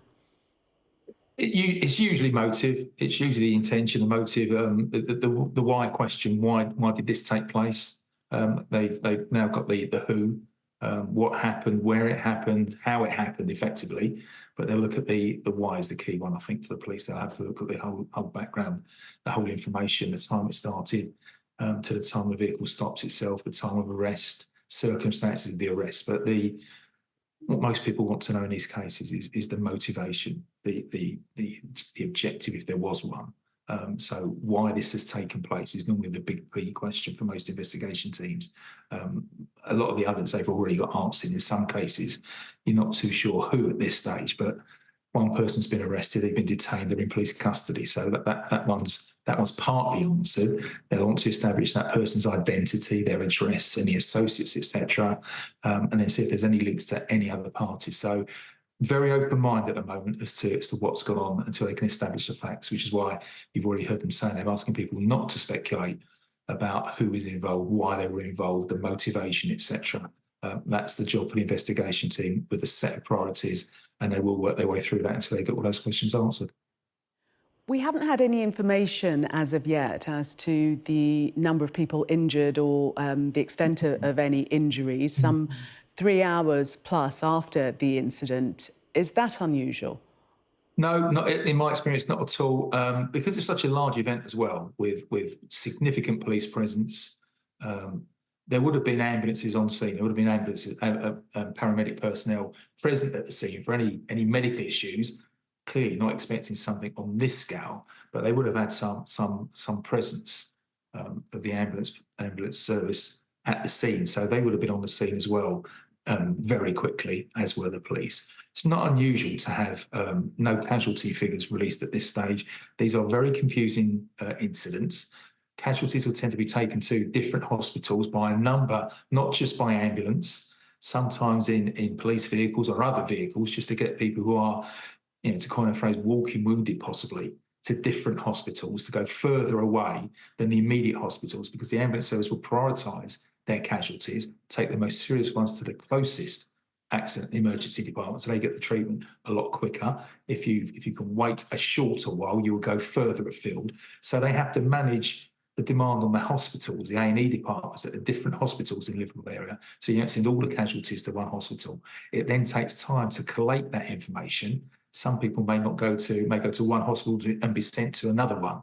So those numbers can be quite confusing in the first few hours until you actually collate the names and the details of the injuries, where they've gone, if they've been detained in hospital, if they've been released, the extent of their injuries. So it doesn't surprise me at all in such an incident with so many number of injuries or injured parties here that there's no factual details yet. There is police services can open up as well what they call a casualty bureau, depending on the number and extent of the injuries. They will then collate the information, contact all the hospitals, make sure they get the numbers right, the names match the numbers, so we're not double counting people, because it's very disconcerting for members of the public when they hear those say, for argument's sake, a significant number of casualties, and then you've actually double counted those numbers, and actually it's less than it seems. So, as with most things, police and the ambulance service and hospital service will be keen to get these details absolutely factually correct before they release them. Graham, thank you very much for your insight there. Graham Wetton, our police commentator. Let's speak now to David McClelland, who was at the parade. Good evening, David. Tell us what you saw. Hello, good evening. Thank you for having me on. I was out with my family, and we were walking back away from the towards Water Street, towards Dale Street, towards the incident where it happened. We actually saw the vehicle in question speeding past the four of us together. And we saw that members of the public actually did try to attempt to remove the driver from the vehicle itself.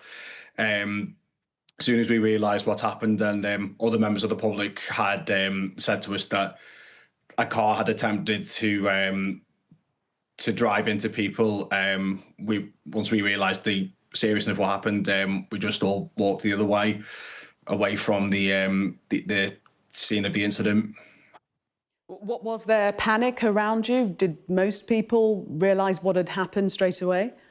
Yeah, it was a sense of more like shock and disbelief at what happened, especially on a day like today, where like tens of thousands of Liverpool supporters should be celebrating the fact that they've won their 20th league title. And for this to happen at the very end of it, it's unfortunately put a real damper on things for many who were there. You saw the vehicle rush past you, you say, but you didn't actually see the point of collision.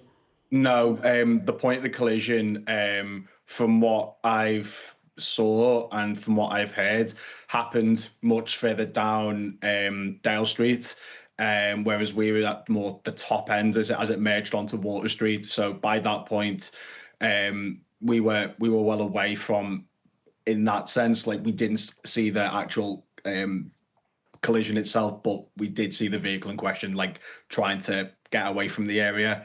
And and we do remember seeing it go by at high speed as well. What were your thoughts when it did speed past you? Yes, yeah. It was just like we were just shocked at what happened. Like thinking, firstly, like why are vehicles being allowed to pass through, especially when there's a load of pedestrians there who were there for the parade anyway. But then, how was it possible for it to just to speed through that as well? So, yeah, it's just real mix of emotions for all who were there. How did you feel? Yeah, I felt it was like, as soon as we realized what happened, I just couldn't believe it. I was like, once more people had started to see realized what had happened, once we heard that people had been injured, we just all walked in the opposite direction.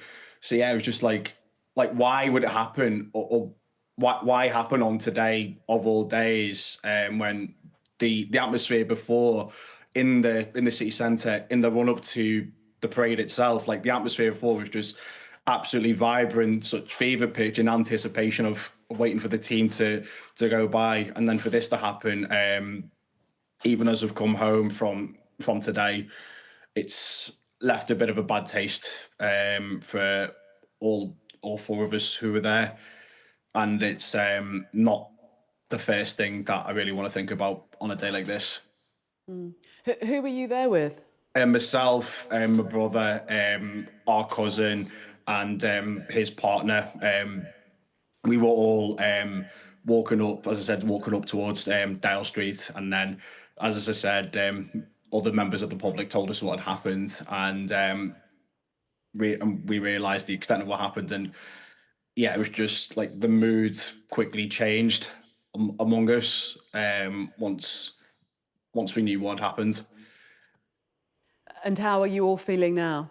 Well, to be fair, like we were having a bit of trouble trying to get out of the city anyway, because we knew that the traffic would be pretty hectic, given the parade taking place. So it wasn't the easiest to get out of, even more so given what happened. We just walked as far away north of from the city centre as we possibly could. And by the point we got out, like we were well away from a lot of the craziness of what happened before. So yeah, we're all home, we're all safe and well, and I'm thankful that none of us got hurt in any way. And were you able to leave the scene calmly? Were the people around you moving away calmly? Was there any panic at all?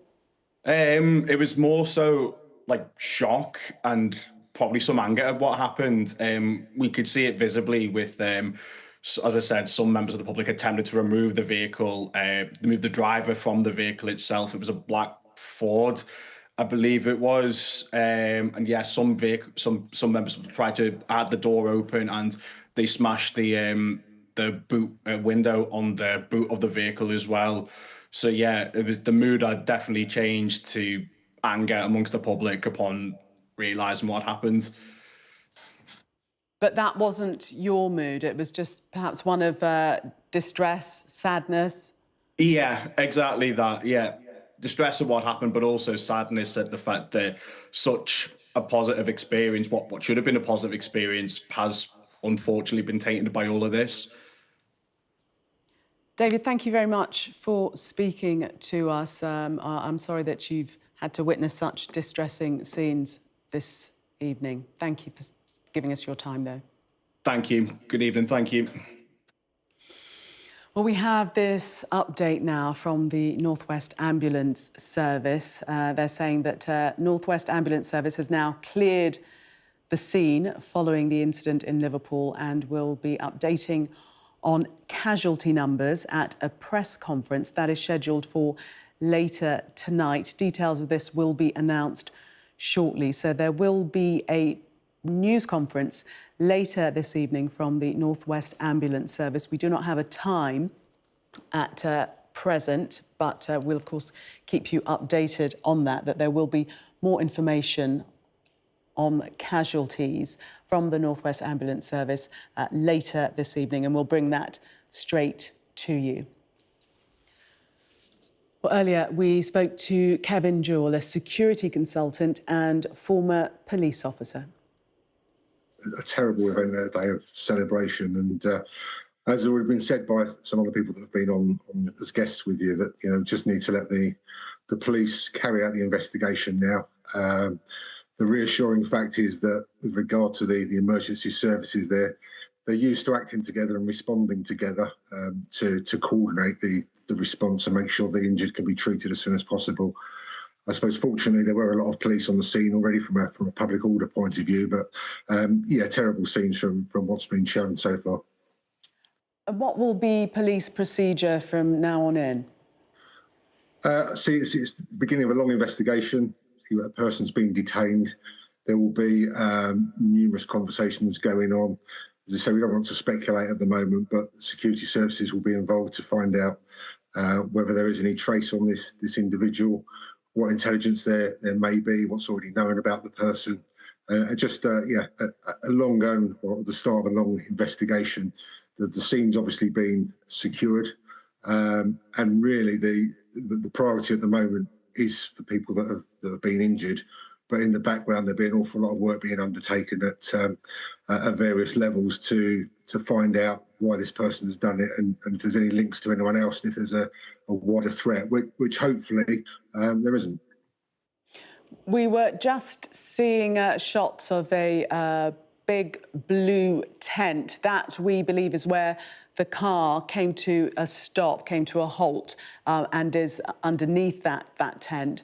That now will be absolutely crucial evidence in terms of the investigation, won't it?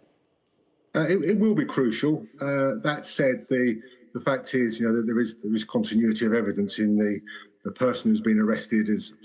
It's known they were driving that vehicle, but there are wider issues, as I say, going back to my previous comment about the wider investigation. We don't know what is in that car. I'm presuming from the fact that people are near to it that it's not going to present a danger, but we don't know where the car's come from. Is it a hire car? Have other people been in the car?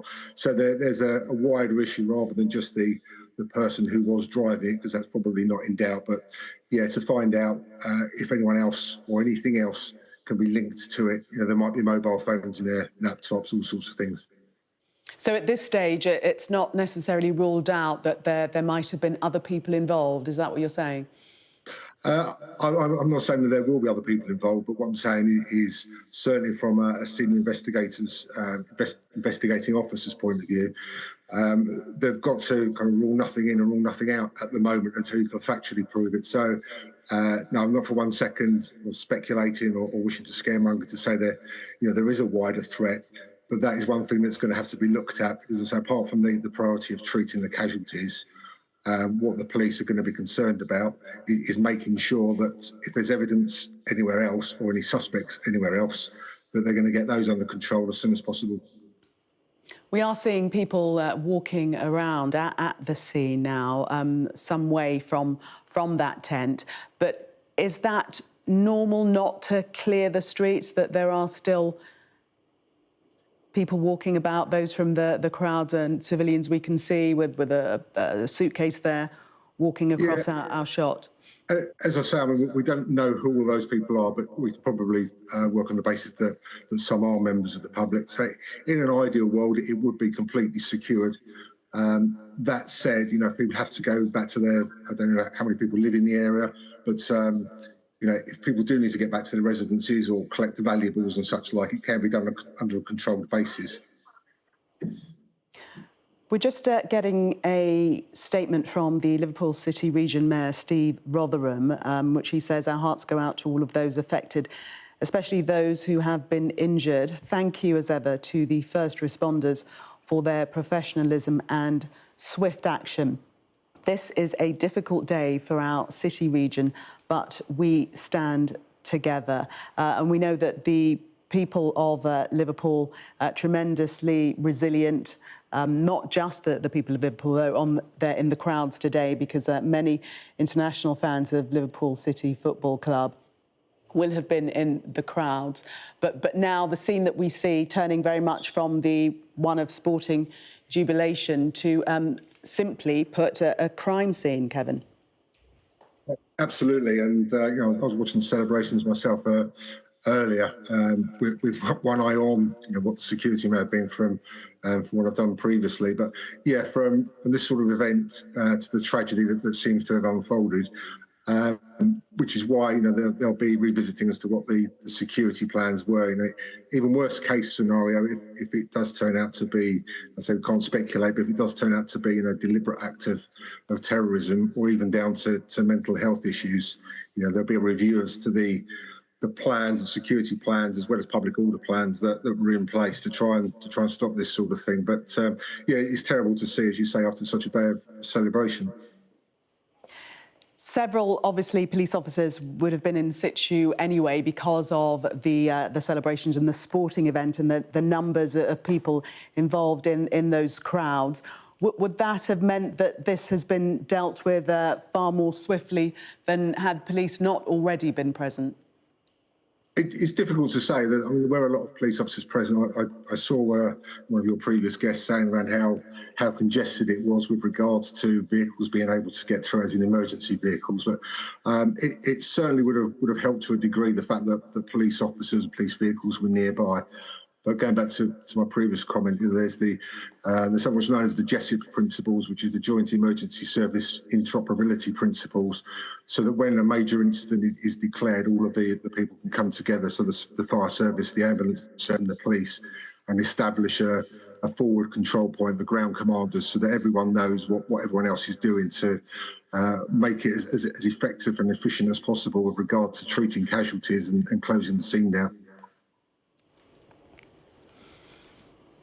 Well, we've been getting video of the incident coming into us here at Sky News. We're about to show you pictures of when the car was going through the crowd. We've edited it to remove any part where the car collides with the pedestrians, but a warning that you might find it distressing nonetheless. Well, here we see the car being driven in the direction of the crowd. And when we pick up, people can be seen surrounding the vehicle. That's showing the first image of the car driving into the crowd. And again, you see members of the crowd surrounding the vehicle there.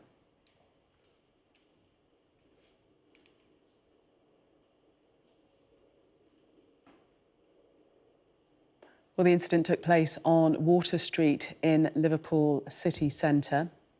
Just after 5:41 p.m, the Liverpool parade bus passed along the adjacent George's Dock gates to the Strand as crowds lined the route. The statement from Merseyside Police says they were contacted just after 6 p.m. following reports a car had been in a collision with a number of pedestrians on Water Street. Footage shows the car travelling south-west. Well, this is what we know. The area has been cordoned off and a large number of emergency services, including police and ambulance, are at the scene.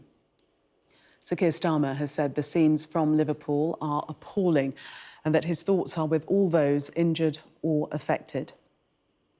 Both the Prime Minister and the Home Secretary, Yvette Cooper, are being kept updated on the situation. And the latest update, police say the suspect they've arrested is a 53-year-old white British man from the Liverpool area. Merseyside Police have provided another statement which reads, "We would ask people not to speculate on the circumstances surrounding tonight's incident on Water Street in Liverpool city centre. We can confirm the man arrested is a 53-year-old white British man from the Liverpool area. Extensive inquiries are ongoing to establish the circumstances leading up to the collision. We would ask people not to share distressing content online, but to send the footage or information directly to us." We do have this update now from the North West Ambulance Service, in which they say North West Ambulance Service has now cleared the scene following the incident in Liverpool and will be updating on casualty numbers at a press conference scheduled for later tonight. Details of that will be announced shortly. Well, our sports correspondent Rob Harris is still with me in the studio. And Rob, this started out as a very joyous occasion, this parade through the streets of Liverpool city centre with thousands of fans attending, only for it to end with despair. The most extensive celebrations, a 10-mile route across the city, so many fans turning out in the streets to watch this open-top bus parade. Now this day of history, Liverpool as 20 times champions of England, that being celebrated, turning into scenes of distress and desperation. We've seen so many of the emergency service there who've rushed onto the scene, and the Health Secretary, Wes Streeting, has thanked those emergency services for their heroic actions. He's saying in a statement, he says, "My heart goes out to everyone impacted by this horrible incident. My department is working with NHS England to keep across any developments for our NHS staff." And you've seen in that very distressing video just how quickly the police were on the scene to block and push people away, and so many individuals there trying to intervene, smashing the car window, we've been told by eyewitnesses, after that car ploughed through the crowd, pedestrians being hit, and eyewitnesses describing the screams that could be heard and a lot of confusion because those fans, so many families in the area there for these joyful celebrations, and that joy turning into horror in an incident, having just been witnessing the Premier League trophy being paraded through the streets of Liverpool with perhaps many hundreds of thousands of people there. And perhaps it's quite notable the fact we had that police statement so soon, giving more detail than we might get at this stage of investigation, given there was speculation already spreading online, and we can see and have seen in the past the dangerous consequences of speculation, not necessarily grounded in facts, and the fact police just announced that a 53-year-old British man from the Liverpool area is the person who has been detained. And we do await details at that news conference of any casualty numbers, those yet to be announced at this stage. From the football authorities, we're hearing how they're in contact with the local authorities. Liverpool Football Club say that they're offering their full support to the emergency services and the local authorities for what had been a day of celebration for Liverpool Football Club, a day that they'd had a month to prepare for after sealing the Premier League title, receiving the trophy yesterday at Anfield, and so many people from not just the Merseyside area, but so many other parts of the country ensuring that they were in Liverpool today to witness a day of celebrations. It had been 5 years since they last won the Premier League title, but then it was won during the pandemic and no parade could be held. So the last time a title could be celebrated like this in terms of domestic honours was in 1990. So that just shows how significant a day this was for the people of Liverpool, and this day of celebration turning into so much distress for the people, with so many families there, so many people in the Liverpool paraphernalia. We've seen on the scene the Liverpool flags and scarves in the area now are seen very heavily cordoned off as the police conduct their investigations. And we know that there have been casualties, but we haven't had any details on that as yet. But we have just got in a statement, a hospital statement, in which it says that NHS University Hospitals Liverpool Group has urged members of the public to refrain from calling to ask about loved ones after the Liverpool Victory Parade incident, because next of kin would be contacted. So in the statement, the Trust says, following the incident in Liverpool city centre this evening, we know that many people are concerned about loved ones. Next of kin will be contacted, so please help us to manage the incident as best we can by refraining from calling our switchboard. So that the very latest hospital statement to those who may be worried about loved ones, that they are doing their very best and not to call in to them at this moment in time. That is something that we were talking about with our police commentator, Graham Weston, who's on the line, about information regarding casualties, that several hours after the incident, we still haven't had an update on those casualties. And Graham, you were saying that this is something that isn't unfamiliar to police investigations at this stage.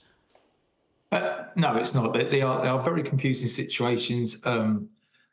People make their way to hospitals, sometimes of their own accord, by taxis or by friends' cars, etc. Some are taken by other police vehicles if there's a demand on ambulances. We need to keep the ambulances of more injured persons that are on the scene.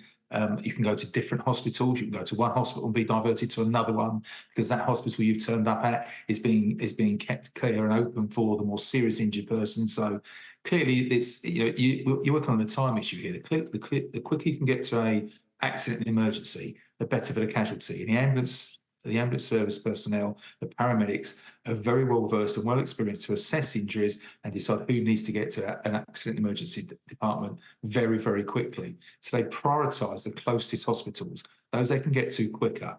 So to actually collate the numbers, it becomes very challenging for the police to collate them and the ambulance service, NHS, to collect them at the same time. And you just mentioned there, the key thing for that is letting next of kin know where their friends and relatives are, because sometimes you don't actually know which hospital they've either been taken to or maybe been diverted to. So that information has to be checked, confirmed, clarified, and then it gets released. So it's no surprise at all that we haven't got either exact numbers or details of injuries yet. Bear in mind, the hospital's priority is to treat the injuries. It's not to give it information out. The priority for them is to get those injuries treated and try and inform next of kin so they can attend the correct hospital, the right hospital, because you don't want to be travelling around different hospitals looking for your loved ones on a time like this, on a day like this. Graham, let's turn our attention to the investigation this evening. What will be happening now? We're showing the live pictures of the scene with that tent cordoned off in the background where the car came to a halt. It's under that blue tent in the background of the shot. Yeah, that's fairly normal practice. The police clearly want to forensically secure the vehicle itself. We've seen the weather's turned slightly in Liverpool, so we've seen people walking past with umbrellas up. So rain, wind, etc., can interfere with the crime scene itself. The vehicle is a crime scene. The route is taken is part of the crime scene. So the officers on scene at the incident itself trying to secure the whole area, but specifically the vehicle. So a fairly large forensic tent has been brought to the scene, placed over the vehicle. I would imagine that will probably stay in situ overnight. It's now very difficult, as you can see from images, to see anything. So most forensic exams are done where you've actually got daylight, so you can see a lot clearer. So I'd imagine that whole area will be secured, kept secure overnight, and then tomorrow morning, slow time, methodical, there'd be a forensic examination, forensic search of the whole route the vehicle took, and then the vehicle while it's in situ, then the vehicle will be safely removed, relocated to a secure location where it'll be more thoroughly investigated. So that's likely to stay in place. Those officers will stay on those crime scene cordons throughout the night, and then the forensic investigation phase will start tomorrow morning in daylight. Graham, we've heard from the Prime Minister and also the Home Secretary, Yvette Cooper. Just going to read out what they've said in their statements this evening. The Prime Minister says the scenes in Liverpool are appalling. My thoughts are with all those injured or affected. I want to thank the police and emergency services for their swift and ongoing response to this shocking incident.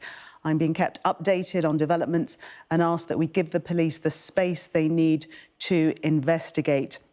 Yvette Cooper also says thank you to the police and emergency services for their swift response to the truly shocking and horrendous scenes in Liverpool this evening. Thinking of all those affected at this very difficult time. The police are investigating and I'm being kept updated on development. So very clear from both those statements that the police are in touch with the Prime Minister and the Home Secretary, and they're across all investigations, Graham. Yeah, that doesn't surprise me that on an incident of this nature, scale and size, that the Merseyside Police are very quickly in touch with the Prime Minister and the Home Secretary, keeping them appraised and updated with the information. It's important at this time that those in authority, those in power, those with a voice in society actually speak very, very clearly and factually without speculating. So it's comforting and reassuring that we're getting such positive messages from the Prime Minister and the Home Secretary, clearly asking for the police to be given the time and the space to carry out the investigations thoroughly and diligently and as quickly as they possibly can. Bear in mind, you've got one person detained who's highly likely to go into a rest period overnight before they interview them. You can do what's called an urgent interview before the evening itself, before the night. But it's factual and clear under the Police and Criminal Evidence Act that you have to have your suspect, any person arrested or detained, in the right frame of mind, the right condition to be interviewed properly, especially on such a serious incident like this. So the investigation team may well have had a very quick urgent interview, but they have to seek legal advice, legal representation, get some assessments done before they do any sort of thorough and detailed investigative interview with the person detained. So that will take some time. I expect that will probably take place sometime tomorrow, but there may well be another update from Merseyside Police on that situation before the close of play tonight. You spoke there about the risk of speculation, and we've spoken about Merseyside Police asking people not to do that, and also not to share any images that they've found on social media. How difficult is it for the police to prevent that speculation spreading in this modern age of social media? Well, as we saw in Southport, Merseyside Police are well versed now and well experienced in this, that it is exceptionally difficult to manage some of the rhetoric and some of the phrases being used, and again by people in authority who are almost jumping the gun in some cases by speculating and guessing who's involved, why this happened, the reasons, the cause, etc. The investigators, as I said, will be keeping an open mind. They'll be looking at this, looking at all avenues to gather information and evidence. They want to got all the evidence and the facts in front of them. They will speak to all those involved, the witnesses, as many of the injured parties as they can, depending on their injuries and what the doctors and hospitals say.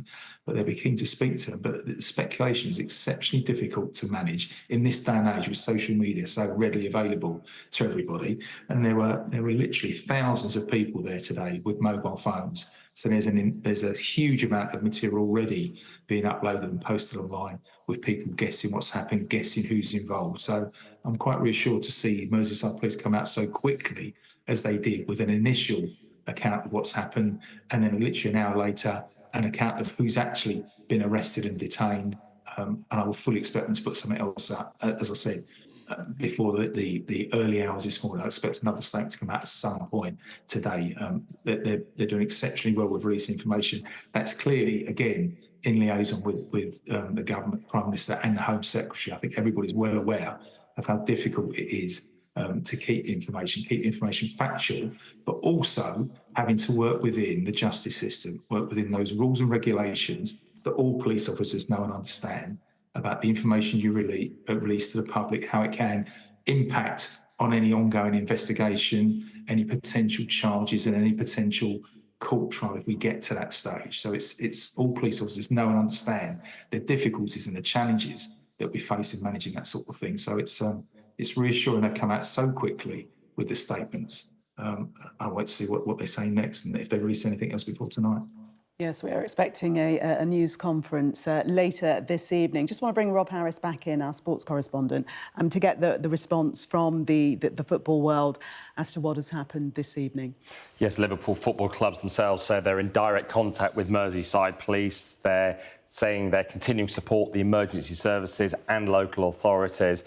The Premier League as well have also been in contact with Liverpool, offering their full support as well, while the Football Association say that their thoughts are with the city of Liverpool. And hearing from the city of Liverpool City Council leader Liam Robinson saying how it has cast a very dark shadow over what has been a joyous day, and really reflecting how the reason these streets were so crowded is because it was Liverpool's Premier League title being celebrated today, with so many thousands of fans out in the streets, families out there, all in their Liverpool paraphernalia, there to witness the Premier League trophy being paraded on those open-top buses. It had just passed by the scene after a 10-mile route to celebrate Liverpool becoming 20 times champions of England. But now we do await just to see just how serious this incident is. We await for that news conference in terms of the casualty numbers, but certainly very distressing scenes being described from those on the scene as they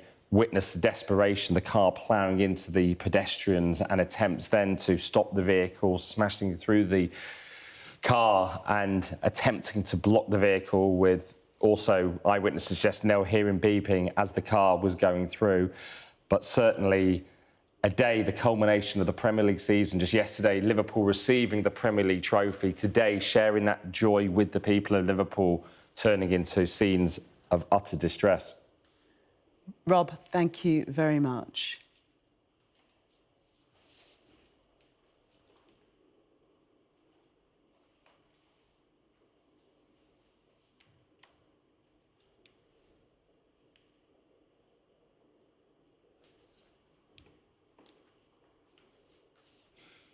Good evening. It's 10 o'clock. You're watching Sky News. On a day supposed to be one of joy and celebration for Liverpool Football Club, as hundreds of thousands gathered for an open-top parade to mark the club's Premier League success. Instead, a major police operation is now underway after a car collided with a number of pedestrians close to where Liverpool fans were celebrating. Pictures from the scene show a car driving along a street packed on both sides with people before it is in collision with a number of people. The Prime Minister said tonight the scenes are appalling. Police say they've arrested a suspect, a 53-year-old white British man from the Liverpool area. Well, the incident took place on Water Street in Liverpool city centre. At just after 5:41 p.m, the Liverpool parade bus passed along George's Dock gates to the Strand as crowds lined the route. The statement from Merseyside Police says they were contacted at just after 6 p.m, following reports a car had been in a collision with a number of pedestrians on Water Street. Footage shows the car travelling southwest. Sky's Ashna Huranag has this report on how the incident unfolded. This is the moment a car drives into a crowd in Liverpool city centre. From here, the video, which is too distressing to broadcast, shows dozens of people being knocked to the ground. As the car came to a halt, it was swamped by the crowd.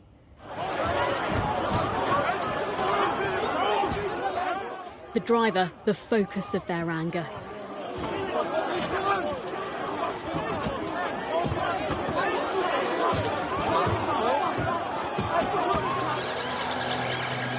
Those in shock ran from the scene and into neighbouring bars and restaurants as officers and paramedics swarmed the street. It's knocked about 6 feet over. Oh my God. Chelsea saw it all. It was jam-packed. We were literally like sardines walking up the street, and then we heard all beeping and screaming, and when we looked up, there was a black people carrier driving straight towards us, and me and my friend Francesca jumped out the way and pulled her little girl out the way. And then as it must have been going about 30 miles an hour, and as it went past, we could see all the windows smashed in with loads of people chasing down the car. Then as we're walking up, there was police riot vans at the top of the car, at the top of the road, sorry, and all the people banging on the police, like telling them they need to do something.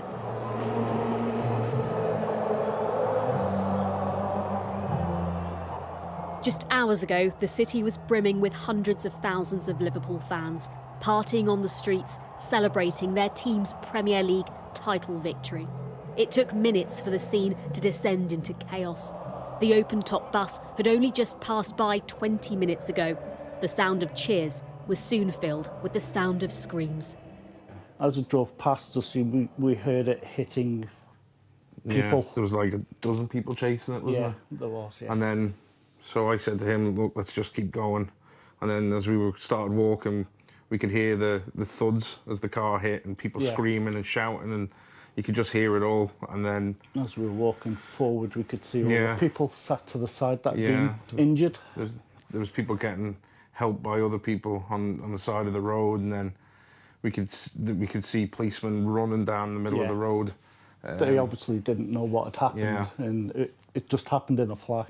That car missed us by half a foot, less than a foot. It just, and then it was and that's terrible. what keeps messing. It's Liverpool Football Club say their thoughts and prayers are with those who have been affected. A 53-year-old white British man is now in custody. Merseyside police have asked people not to speculate as counter-terror officers join their investigation. But many will be wondering how a moment of joy turned into a moment of horror.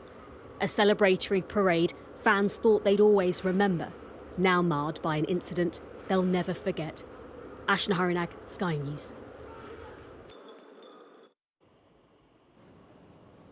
Well, hello, live from Liverpool, where those scenes of joy and horror are still playing out behind us in many ways. The forensic tents up on Water Street, where this incident took place, and in the street immediately adjoined to that, they are continuing to clean up after that party that should have been the focus, of course, of everything that happened here today. Sky's national correspondent Tom Parmenter is with me, and Tom, listening to those eyewitness details in Ashna's report there gives us a pretty clear picture of what happened on Water Street earlier. Yeah, a desperate end to what should have been a joyous occasion for so many football fans here in Liverpool city centre. 10 miles this bus had paraded through the streets of Liverpool, up to 1 million people having that moment with their heroes. For it to end in this tragedy that has unfolded on this street, just adjacent to the Liver building here on the waterfront in Liverpool, and a large tent is now covering that scene. And as you say, the witnesses describing a scene of chaos, of pandemonium, really, as this car drove at people and then was surrounded by supporters, people who were on that street, and then lurched forward once more. The driver, we know, of course, is still in police custody and will be questioned in due course. 53-year-old man, and the police described him as a white British man from Liverpool. And that will be the primary focus of their investigation, as well as all the evidence gathering that is going on in the street about 200 metres behind us here.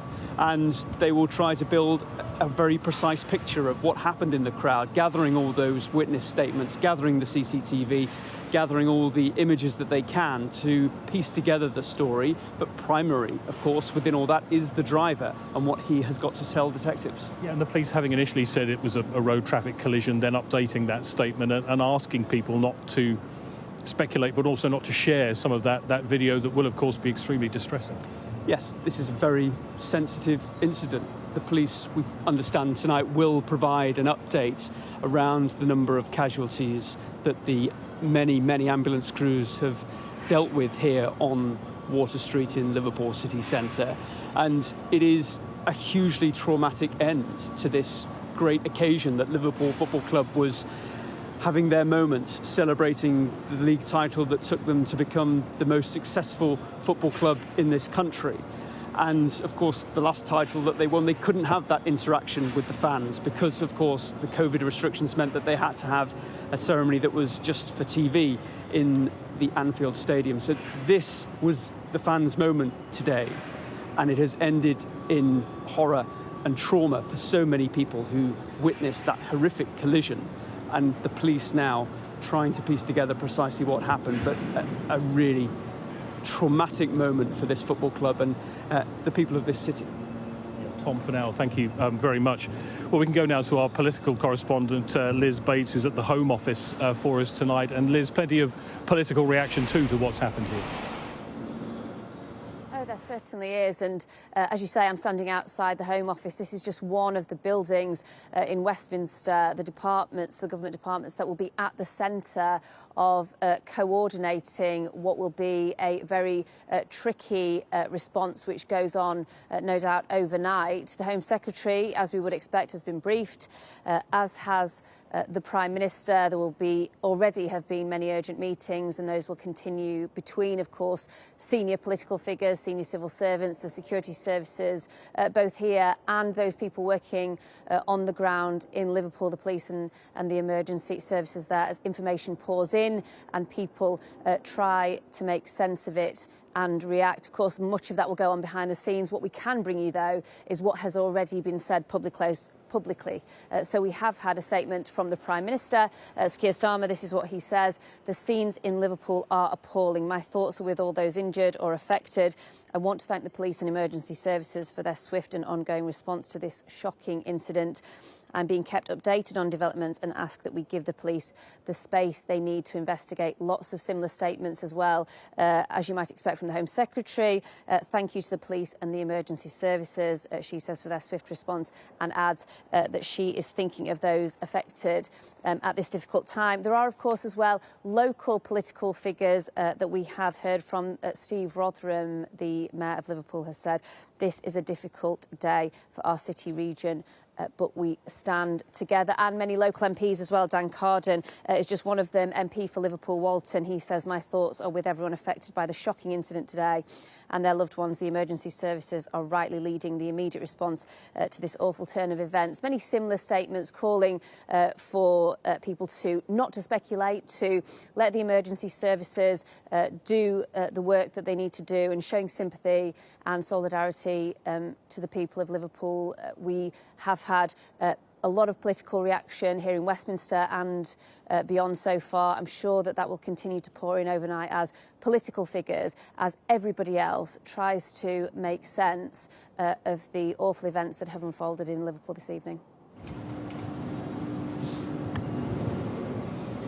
Liz Bates there with the political reaction to what's happened here in Liverpool tonight. Thanks very much from the Home Office there. Well, let's get some reaction from the world of sport now, and our sports correspondent Rob Harris joins us from Sky Studios. And Rob, we should have been talking about the football and the celebration tonight. Instead, we're talking about something very different, and this will strike at the heart for certainly for Liverpool fans and for sport in general.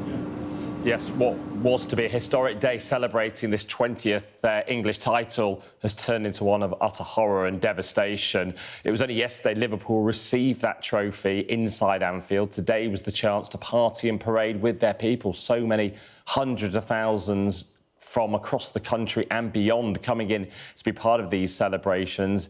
And the parade had just reached its finish after this 10-mile route, and you got a sense of the size of the fan base of Liverpool and the magnitude of the club, with just so many hundreds of thousands lined the streets as a red haze filled the air. But tonight, it's Liverpool who are in direct contact with the police and the authorities, offering their full support to try to deal with the aftermath of this incident, and also expressions of solidarity from Liverpool's Merseyside rivals as well.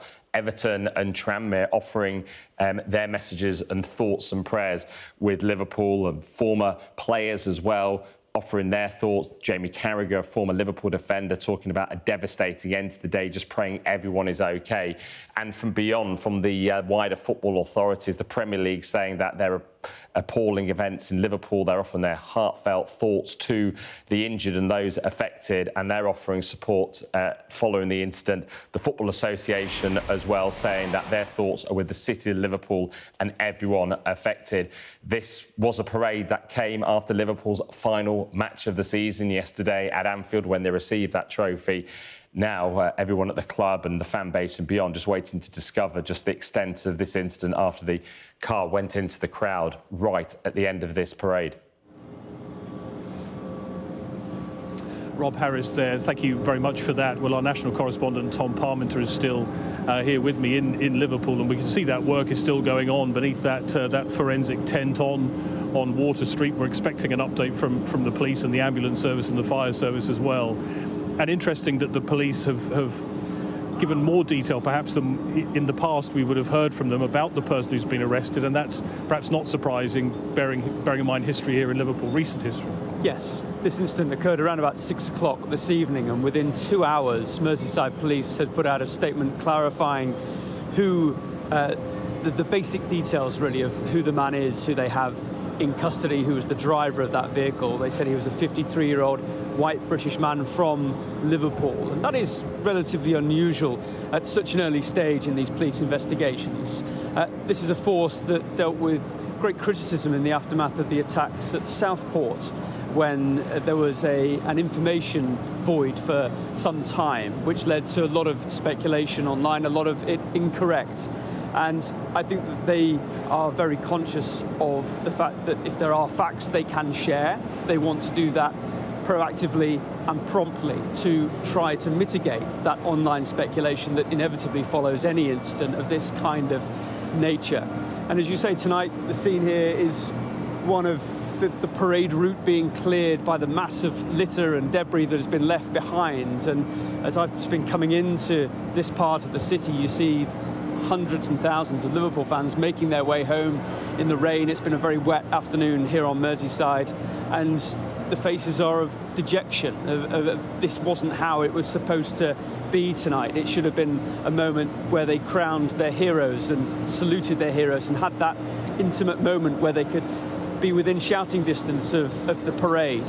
And I remember covering the previous big parade after they won the Champions League here, and it is an event that is difficult to police because you have such proximity between the crowds and those buses carrying the players, and there are so many points along that route where the police have to try to understand the risks, try to do what they can to protect that route. And you see security staff, stewards, as well as police officers on these kinds of events, and they are very difficult because of their sheer scale and their size, up to 1 million people or so on some part of this route today, 10 miles or so through the city, culminating here on the waterfront next to the famous Liver building.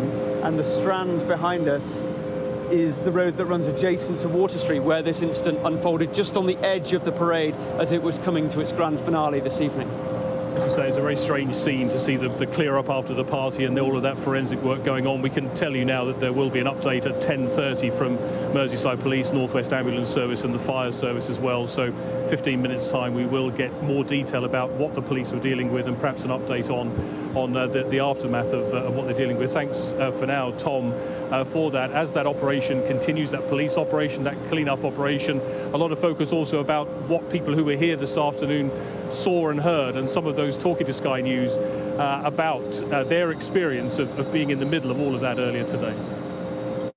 I was out with my family, and we were walking back away from the towards Water Street, towards Dale Street, towards the incident where it happened. We actually saw the vehicle in question speeding past the four of us together. And we saw that members of the public actually did try to attempt to remove the driver from the vehicle itself.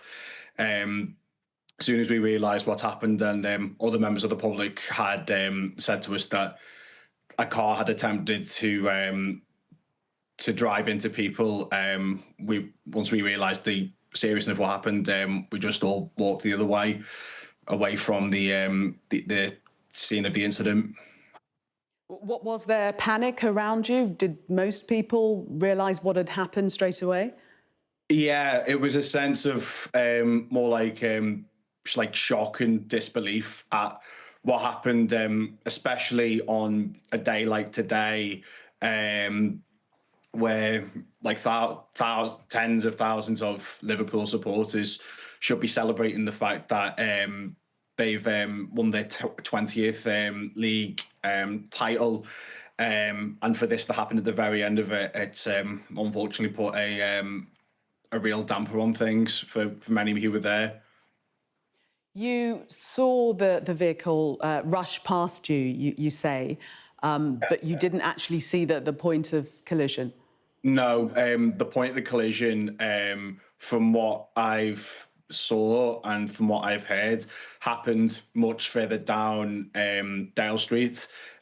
whereas we were at more the top end as it merged onto Water Street. So by that point, we were well away from, in that sense, like we didn't see the actual collision itself, but we did see the vehicle in question, like trying to get away from the area, and and we do remember seeing it go by at high speed as well. What were your thoughts when it did speed past you? Yes, yeah. It was just like we were just shocked at what happened. Like thinking, firstly, like why are vehicles being allowed to pass through, especially when there's a load of pedestrians there who were there for the parade anyway. But then, how was it possible for it to just to speed through that as well? So, yeah, it's just real mix of emotions for all who were there. How did you feel? Yeah, I felt it was like, as soon as we realised what happened, I just couldn't believe it. I was like, once more people had started to see realised what had happened, once we heard that people had been injured, we just all walked in the opposite direction. So yeah, it was just like why would it happen, or why happen on today of all days, when the atmosphere before in the city centre, in the run up to the parade itself, like the atmosphere before was just absolutely vibrant, such fever pitch and anticipation of waiting for the team to go by, and then for this to happen, even as I've come home from today, it's left a bit of a bad taste for all four of us who were there, and it's not the first thing that I really want to think about on a day like this. Who were you there with?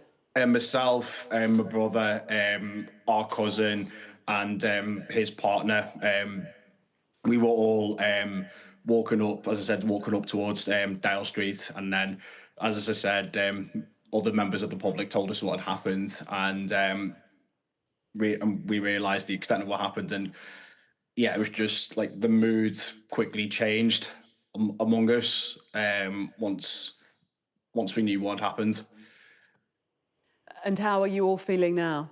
Well, to be fair, like we were having a bit of trouble trying to get out of the city anyway, because we knew that the traffic would be pretty hectic, given the parade taking place. So it wasn't the easiest to get out of, even more so given what happened. We just walked as far away north from the city centre as we possibly could. And by the point we got out, like we were well away from a lot of the craziness of what happened before. So yeah, we're all home, we're all safe and well, and I'm thankful that none of us got hurt in any way.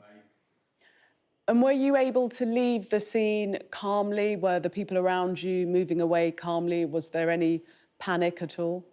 It was more so like shock and probably some anger at what happened. We could see it visibly with, as I said, some members of the public attempted to remove the vehicle, remove the driver from the vehicle itself. It was a black Ford, I believe it was. And yeah, some members tried to add the door open, and they smashed the boot window on the boot of the vehicle as well. So yeah, the mood had definitely changed to anger amongst the public upon realising what happened. But that wasn't your mood. It was just perhaps one of distress, sadness. Yeah, exactly that. Yeah, distress at what happened, but also sadness at the fact that such a positive experience, what should have been a positive experience, has unfortunately been tainted by all of this. So I was with my friends, and my friend lives in the street where it all happened. We saw the parade from her living room by the window. We were having a great time, and then we heard a scream. We heard some screams. It was so loud. People sounded desperate, and then we looked at the window, and we saw that the car ran over people, and there was a woman stuck over the car, and then people started rushing to try to go after the driver, and they tried to break the car. And then the police tried to block. They did everything to block and to push people away. And we could just hear screams, and we were very confused. And some of my friends were down there, and the car was just so near them. It was a horrible scene. No one was expecting it. When I saw the car had been stopped already, people had stopped the car, and people were knocking the car and trying to speak to the driver. People were very angry and shocked. And then the police intervened, and we just heard ambulances coming. We are feeling terrible. We were just celebrating, having a great time together, celebrating our team winning the Premier League. And then we were just shocked. We are feeling horrified by what we're seeing, and we still don't understand what happened, how it happened, why it happened. We don't know.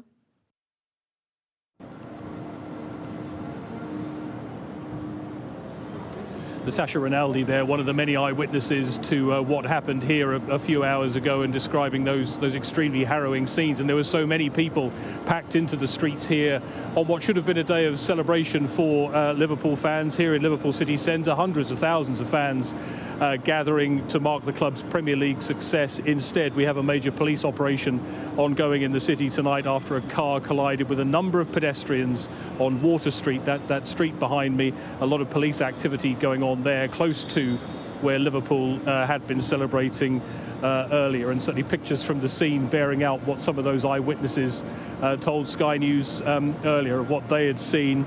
And police say they've arrested a man, a 53-year-old white British man from the Liverpool area. He is being questioned. We're expecting an update from Merseyside police in the next 5 minutes or so. Our national correspondent Tom Parmenter is with me, and Tom, we can see that forensic tent spanning one side of Water Street to the other. Clearly there were a lot of people on that street making their way away from the parade, having seen the bus go by.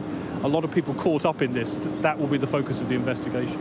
Yes, that street is now a crime scene, and the tent is there to protect the vehicle and the immediate part of that road, so that police forensics teams can come in as they build a very comprehensive picture in the coming hours of what happened. But primary, of course, to all that will be speaking to the driver, who they have in custody, to try to understand why this incident happened, what motivated him.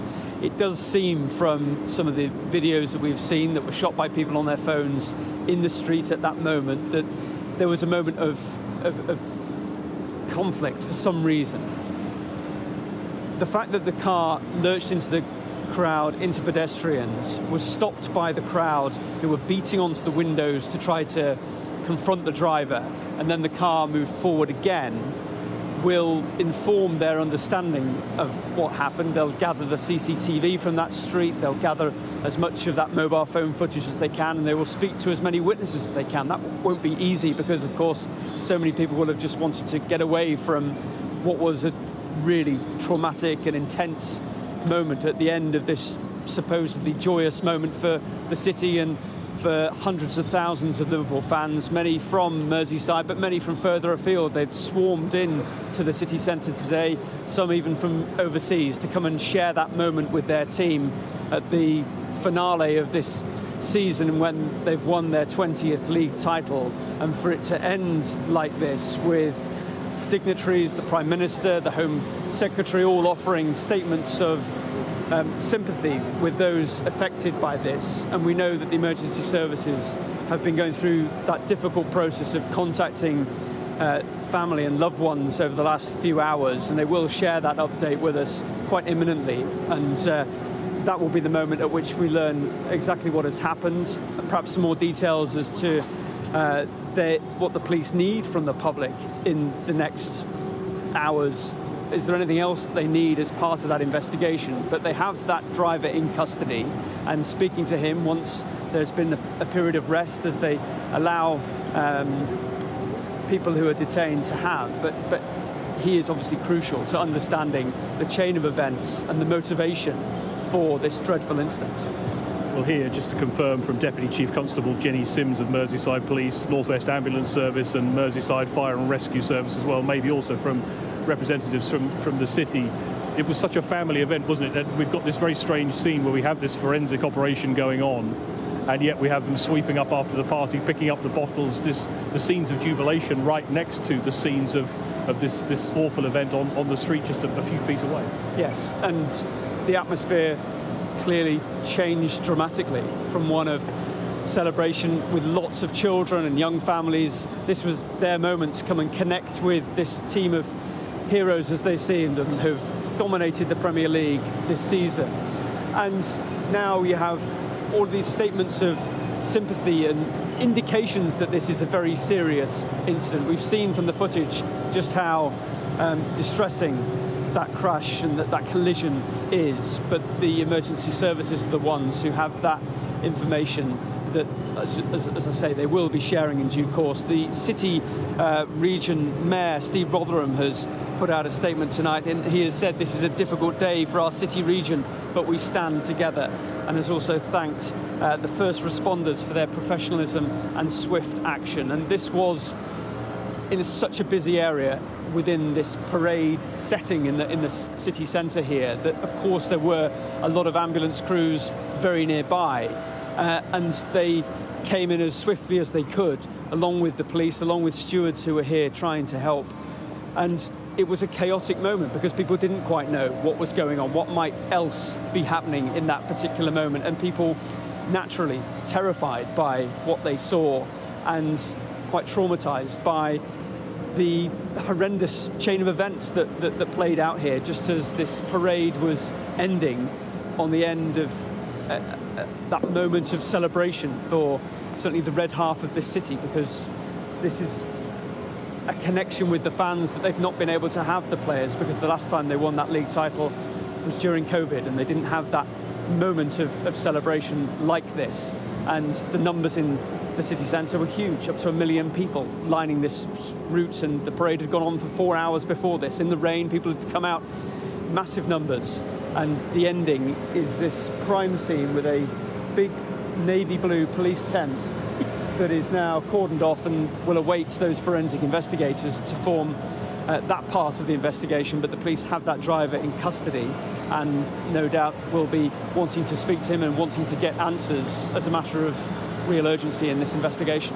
Yeah, you've seen some of those fans in the rain that was falling earlier this evening, drifting off tonight. You can see the look of shock and amazement at what had happened. Of course, many of them unaware of what had happened when the bus had passed and were making their way home. And this is a city, of course, that is familiar with tragedy, some of it not that long ago, and that informing the police response in some ways. Yes, certainly the information that the police shared in the hours after this incident was very fast and was very open and transparent.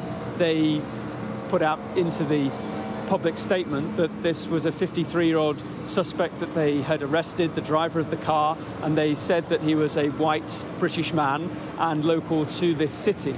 And that is quite unusual, that level of detail at that very early stage of the investigation.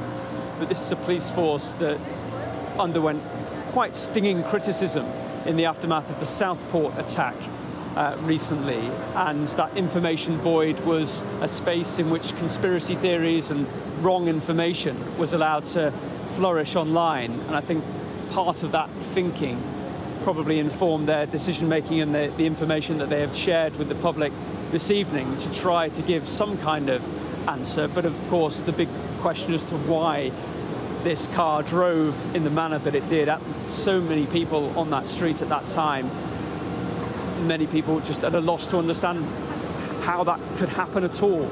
Was it a moment of confrontation for some reason, or a medical incident? There are so many possible things that could have happened there, but it is only the emergency services that will have that first account of the chain of events. They'll talk to all the witnesses who were there. Some of them will have made their way home, some of them many miles away, but they have asked people to get in touch with footage that they may have, with accounts that they may have, what they saw on Water Street in Liverpool at 6 o'clock tonight, and they've said that people can provide that to them anonymously as well if they want to. So there will be a police investigation that gets underway now on Water Street, and it will fan out in many different directions. But the man who was driving that car is in the custody of Merseyside Police and will be questioned very soon, if not already, to try to get at least a first understanding from him, if he is willing to share it, of why that car lurched into the crowd in the way that it did. Tom, for now, thanks very much. You can see the scene there, that news conference. We're expecting the Assistant Chief Constable of Merseyside Police, the Chief Fire Officer, Nick Searle, the leader of Liverpool City Council, Liam Robinson, as well as North West Ambulance Service. We're expecting they will make statements to bring us up to date with what they know so far about this investigation. But of course, today was a day we should have been talking about football and the world of sport, watching on another victory parade, and one that the city of Liverpool has waited a long time for. We can speak to Rob Harris, our sports correspondent. And Rob, a lot of reaction from the world of football, the world of sport, to what's happened here today. Yes, many expressions of concern about this incident from Liverpool's rivals, Everton, expressing their solidarity and their thoughts and prayers. Liverpool themselves saying they're in direct contact with the police and offering their full support to the emergency services. The Premier League as well, talking about their shock at the appalling events in Liverpool, as their statement says, offering their heartfelt thoughts to all those injured and affected. Obviously, we're waiting now to receive the details of the numbers injured when the car ploughed through the crowd. And it was a crowd that had come out for such a day of celebrations. It wasn't just any trophy parade. It was the moment Liverpool celebrated becoming the 20 times champions, a record that they now share again with Manchester United. They waited so long to win the title. They won it in 1990, had to wait until 2020 to win it again, then won it during the pandemic. I was there on Anfield, in Anfield, when they won it in an empty stadium because fans were kept out. So they were denied a parade on that day. And then this season, a season when they so unexpectedly won the Premier League. It wasn't meant to necessarily be their season. Jurgen Klopp having left last season and new manager Arne Slot coming in. It was meant to be a season of transition. So they really have confounded expectations, even of their own fans, to end a season in glory. But this parade, when so many hundreds of thousands of people came into Liverpool from the Merseyside area and far and beyond overseas as well, well, they've witnessed scenes of utter horror and devastation. Those right near the end of the parade route, by the waterfront, by the River Mersey, the car reported to be going towards the Strand area where you are tonight. And just a short time earlier, that is where the open-top buses had been completing their 10-mile route across the city, where so many of these streets were absolutely crowded, red flares being set off. And it really gave you a sense of the magnitude of the achievement and also the size of the club and its fan base, the fact they can draw in such an extensive crowd to witness such celebrations. And it was already a major policing operation as well. The fact they'd been building up to this during the week, they'd had a month to build up because it was at the end of April that this Premier League title was secured. Such was their dominance on the pitch this season. And it was a major policing operation in place with so many officers around. And across the country, it has been a day of parades as well. In London for Crystal Palace's men with the FA Cup, for Arsenal's women with the Champions League. On Friday as well at Tottenham Hotspur, a large parade there with hundreds of thousands. So over the last few days, intense policing operations around so many parades as the football season domestically draws to a close.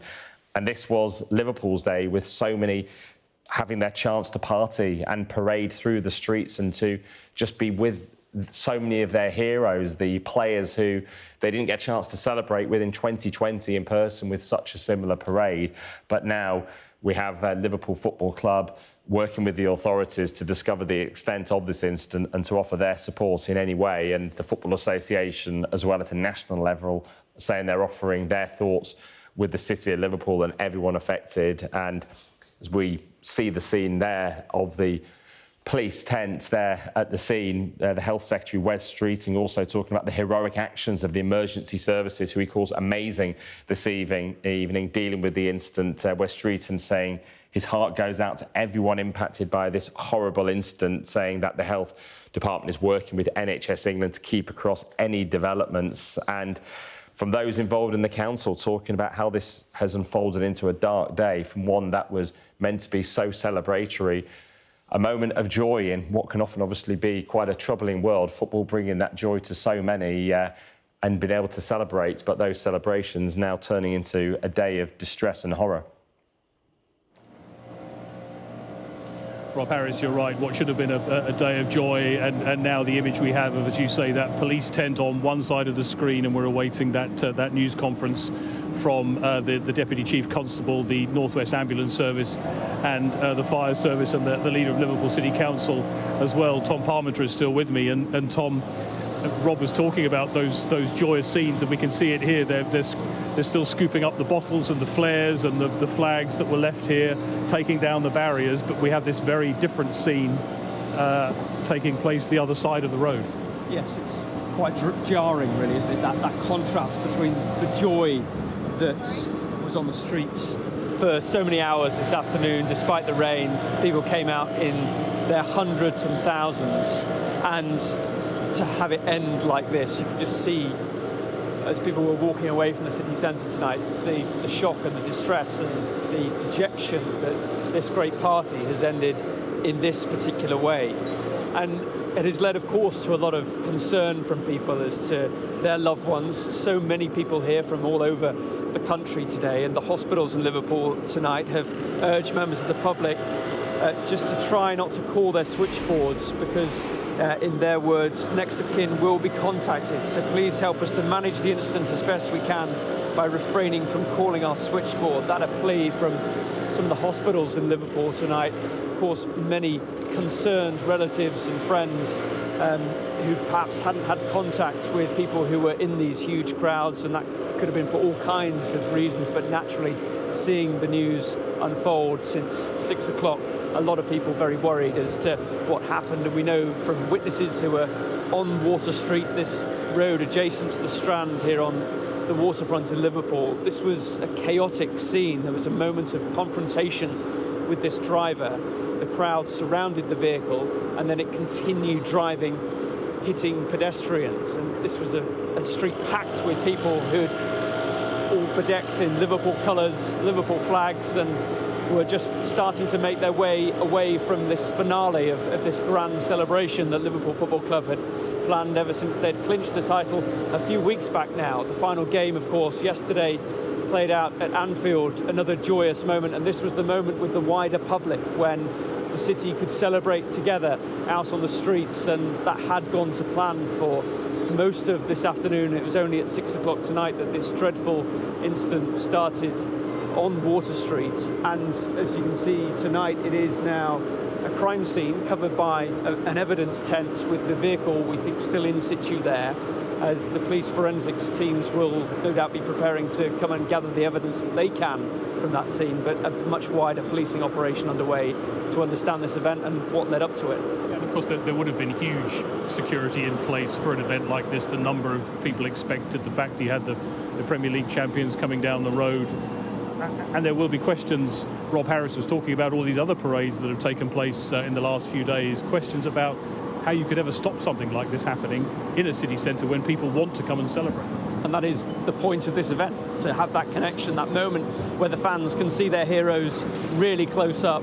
And earlier this week, the police were asking people to use the entire 10-mile route so that they know that this part of the waterfront is always going to be the focal point of the parade, but they were urging people to spread out, to try to give themselves and their families the best chance of seeing the players closely.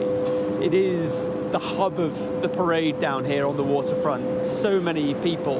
And yes, there is a detailed risk assessment that the emergency services put together for this kind of event, but trying to mitigate every possible scenario, every possible thing that could go wrong is an incredibly difficult business, because this is taking place in a busy city centre, lots of vehicles, lots of people who are also in the city centre, and the police try to make this an open event where people can come and enjoy it and have that moment with the Liverpool players on the bus, wave and get the photos, get the selfies, and get that moment of celebration.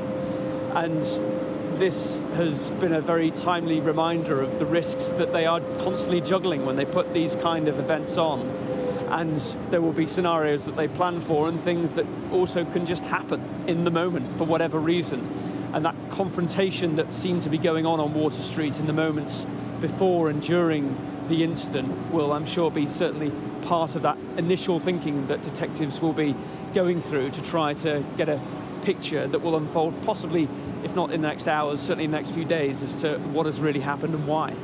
We can see on our screens that that news conference, which we're expecting shortly on the left-hand side of the screen, the forensic tent on the right-hand side that spans one side of Water Street to the other. We're expecting statements from the police, the fire service and the ambulance service, as well as the leader of Liverpool City Council. We know there will be a concern about the kind of information that spreads online. Merseyside Police have got recent experience of that, and very clearly early on in this they wanted to do their best to stamp down on some of the risk that poses. Yes, and it is relatively unusual for a police force within 2 hours of the incident to reveal those kinds of details of the man that they have in custody. But that is what they did at 8 o'clock this evening. They shared the detail of him being a 53-year-old, and in their words, white British man from the Liverpool area. And that is, I'm fairly certain, a move to try to be as clear and transparent as they can be with the public when they know that the social media space that we live in now, or live alongside, is one where conspiracy theorists and factually incorrect information can flourish and take off and have quite disturbing consequences if not rectified by the authorities. And they do have a great deal of detail that they will be carefully sifting through, carefully trying to work out how much information they can release. They will also have the process of trying to inform families whose loved ones may have been involved in this, and that is their focus and their priority. But they do know that that flow of public information to the city of Liverpool and beyond has to be part of their work within an instance such as this, that is so high profile, that is such a public event, that has been overtaken really by such a dreadful set of circumstances that played out around 6 o'clock tonight. So many people, it's clear from listening to those eyewitnesses, so many people packed on to Water Street that, as we can see now, is deserted apart from the police there. People making their way away, families we've heard, aware of this commotion, not really aware of what it was until much later. Extremely traumatic for so many people to be in the midst of them. Yeah, and there are some astonishing accounts, really, that people have been giving us on Sky News this evening of people grabbing their children to pull them out of the way of this vehicle as it was moving towards the crowd, and then simply running to get out of the path of this vehicle because they just weren't sure what it was or what else might be happening, and they just wanted to get to that moment of safety. And that snap decision and that change of emotion was so acute for people, to go from such unbridled joy out here on the streets saluting their heroes on the bus to then be thrust into a scene of panic and confrontation, and also just trauma by what people were seeing in front of them. We know that vehicle was colliding with several, if not many people, and that there are casualties as a result of this. And the ambulance service were here as quickly as they could be. They would already have teams very close to this parade anyway as part of their planning for this kind of event, and police officers were sprinting towards the scene of this. And that is what a few witnesses have been speaking about, just how you could tell that this was a big event by the police reaction. These were emergency services personnel sprinting towards the scene of this as people were running away from it. It was a scene of commotion and chaos that played out here, and one that a lot of people tonight will be struggling to process, just what they've had to witness at the end of this great celebration that Liverpool Football Club were hosting in the middle of the city, right here on the waterfront. Such an iconic location, the point at which that parade was building to a crescendo, and the joy and the celebration that was out here on the streets just quickly changed for all those people on Water Street who quickly found themselves caught up in a really nasty incident with this car, not just once but twice, lurching into crowds of people who were simply trying to move away from this great ending on the Strand, on the waterfront in Liverpool, as that they celebrated with their heroes on the bus. Yeah, we're still waiting for that news conference to begin from the police, the fire service, the ambulance service as well, the leader of Liverpool City Council. It's not clear how much, when we're this early into an investigation, they will be able to tell us beyond the facts they know right now, because as you've said, there are potentially a lot of people who will have a version of events to tell them about what happened. This is a complex investigation, isn't it? It is. That involves many members of the public and many members of the public who would have left the scene, possibly left the city as well tonight to make their way home to their families, having been through quite a traumatic episode. And it is a policing operation that will want to speak to them, of course. They will want to speak to the business owners who own the CCTV on the cameras along that street in the city centre of Liverpool. They'll want to speak to the individual at the wheel of that car, who they now have in custody at a police station somewhere on Merseyside. And that 53-year-old local man, as they have described him, will be central to that investigation. What was the confrontation that was going on between the members of the public and the driver in that moment? And this was something that, of course, they will look at many options as to what the reasoning could have been, as to whether it is something that he knew was going to happen or something that simply happened in that moment for whatever reason. And he, of course, will be central to understanding that. But the police investigation will spread out from that crime scene and that police evidence tent that we can see to draw in as much information, of evidence, of witness statements, of bits of images, of video, to build a really comprehensive picture that tries to piece together the events, and that will, of course, inform the conversations that they have with their suspect who's in custody. And the police urging people to refrain from speculation, which is in the social media world, and just the sheer number of people who were here is a hard task, isn't it? That there is a lot of comment already. The police are aware of that and the danger that poses, I guess, to their investigation. Yes, we saw last summer, didn't we, just the impact of false information and how things can quickly escalate with the riots that followed the attack in Southport. And that is part of police communications now, to try to make sure that they are as transparent and open as possible, but also balance that with protecting the investigation that they now have up and running, and just being mindful of that really difficult social media space that allows conspiracy theories, it allows completely factually incorrect information to circulate incredibly quickly. And therefore, that is part of the police thinking as to how they share information with the public, when they share that information with the public. And it's not unusual to have a delay to these kind of press conferences, because there may be many things going on behind the scenes where they are having conversations with loved ones. They may be kind of working out precisely what other details of the investigation they can share. Tom, for now, thank you. Let's go to that news conference now. The Deputy Chief Constable of Merseyside Police, Jenny Sim, with the ambulance service and the fire service, with their update on what's happening. Good evening. I'm Assistant Chief Constable Jenny Sims from Merseyside Police. Firstly, my thoughts are with all those injured in tonight's horrific incident, their family and friends, and all of those affected by the terrible tragedy that has taken place today. I want to thank all of the emergency services, partner agencies and members of the public who came to the assistance of the injured following this evening's shocking incidents, which we declared a major incident. This had been a joyous day in Liverpool, with hundreds of thousands of people lining the streets to celebrate Liverpool Football Club's victory parade. Sadly, at 6 o'clock this evening, as the parade was drawing to a close, we received reports that a car had been in a collision with a number of pedestrians on Water Street in Liverpool city centre. A number of people have been injured and were taken to hospital. In addition, a large number of people of all ages were treated at the scene but did not require hospital treatment. Specialist officers have been put in place to support the injured and their families.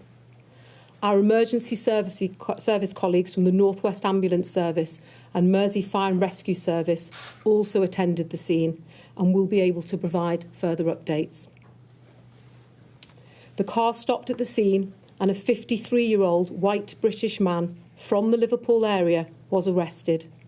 We believe him to be the driver of the vehicle. Extensive inquiries are ongoing to establish the circumstances leading up to the collision, and it is vital that people do not speculate or spread misinformation on social media.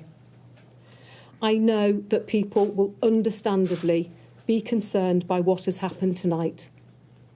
What I can tell you is that we believe this to be an isolated incident, and we are not currently looking for anyone else in relation to it. The incident is not being treated as terrorism. We would ask that people refrain from sharing distressing footage from the incident online, and please share any information directly with our investigation team. Information, including video footage, can be passed on via the Merseyside Major Incident Police Portable. Detail can be found on the Merseyside Police website. In the lead up to this event, we have been working closely with event organisers, and a robust traffic management plan was put in place for the parade, which included a number of road closures throughout the route and the city centre. We will provide further updates as soon as we have them. I'll now hand over to my colleague Dave Kitchen from the North West Ambulance Service. Thank you. Good evening, I'm Dave Kitchen, Head of Service for the Cheshire Merseyside area of NWAS. All of us at North West Ambulance Service are horrified and saddened that a day of celebration for the people of Liverpool could end in such terrible circumstances. Our thoughts are with everyone who witnessed the incident and those who have been injured. As large crowds were expected in the city centre today to celebrate Liverpool Football Club's victory, we thankfully had a substantial presence already in place close to the route, as we would do for any event of this type.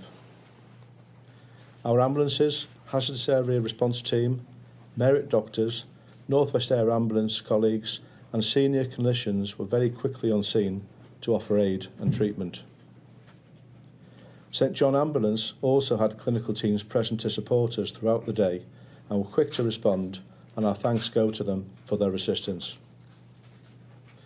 Our emergency ambulances took patients to our NHS colleagues at the Royal Liverpool Hospital, Alderhay, Arrow Park and Aintree hospitals. Sadly, 4 of the injured were children who were enjoying the day with their friends and their families. We can confirm that our teams treated 20 patients at the scene for minor injuries, and these did not need hospital treatment. 27 patients in total were taken to hospital by ambulance, and we believe 2 of those, including one of the children, have sustained serious injuries. Our cyclist paramedic, who was on scene, was also unfortunately struck by the vehicle, but I'm pleased to report that no injuries were sustained. We also know that some patients have self-presented at local hospitals following the incident. We're working closely with our partners at Merseyside Police and share their appeal for calm. This is indeed an appalling incident, and we understand that people will be deeply upset. The people of Liverpool have shown many times before that you're a strong community and you support one another. All of us at North West Ambulance Service share with you the frustration that this wonderful day has ended like this. And we hope that those who have been injured make a speedy recovery. We'd also like to extend our thanks to Merseyside Fire and Rescue Service and Merseyside Police, both of whom assisted in the tendering to the injured in a very rapid sequence, as did many of the supporters in the city centre. As well as our NHS colleagues who will continue the treatment, everybody has played their part today. At this point, I'd just like to pass over to Nick Searle, the Chief Fire Officer. Thank you. Good evening. Firstly, our thoughts are with everyone who's been affected by the incident this evening. Merseyside Fire and Rescue Service were informed at 18:07 hours. We immediately mobilised 3 fire engines to Water Street and were in attendance in 4 minutes. On arrival, the crews were met with numerous injured people and 4 persons trapped under a vehicle. Our crews rapidly lifted the vehicle, removed 3 adults and 1 child from beneath and passed them to our ambulance service colleagues. We then worked with emergency service partners to ensure casualties received medical treatment and transport to hospital as quickly as possible. My 5 crews will maintain a visible and reassuring presence in the coming days and weeks. I'll now hand you over to Liam Robinson from Liverpool City Council. Thank you. I'd like to start by saying, on behalf of everyone here in Liverpool, how much our thoughts and prayers are with those affected by this appalling incident in the city centre today. It's cast a very dark shadow over what had been a joyous day for the city and the finale to a fabulous bank holiday weekend. I'd particularly like to pay tribute to the emergency services who responded to help those who were hurt, and to our NHS staff treating them in hospital. We are working very closely with Merseyside Police to support their investigation and with other relevant organisations to make sure those affected get the appropriate support. I would appeal for people, please do not share the horrifying footage of the incident on social media. Please, if you have any information, forward it to Merseyside Police to help them with their investigation. We won't be commenting any further, but we will provide relevant updates as and when we know more and it's appropriate to do so. Once again, our hearts go out to all of those affected. Liverpool is a city that has a proud history of coming together and supporting each other during challenging times. I've no doubt that will again be the case over the coming days and weeks. Thank you.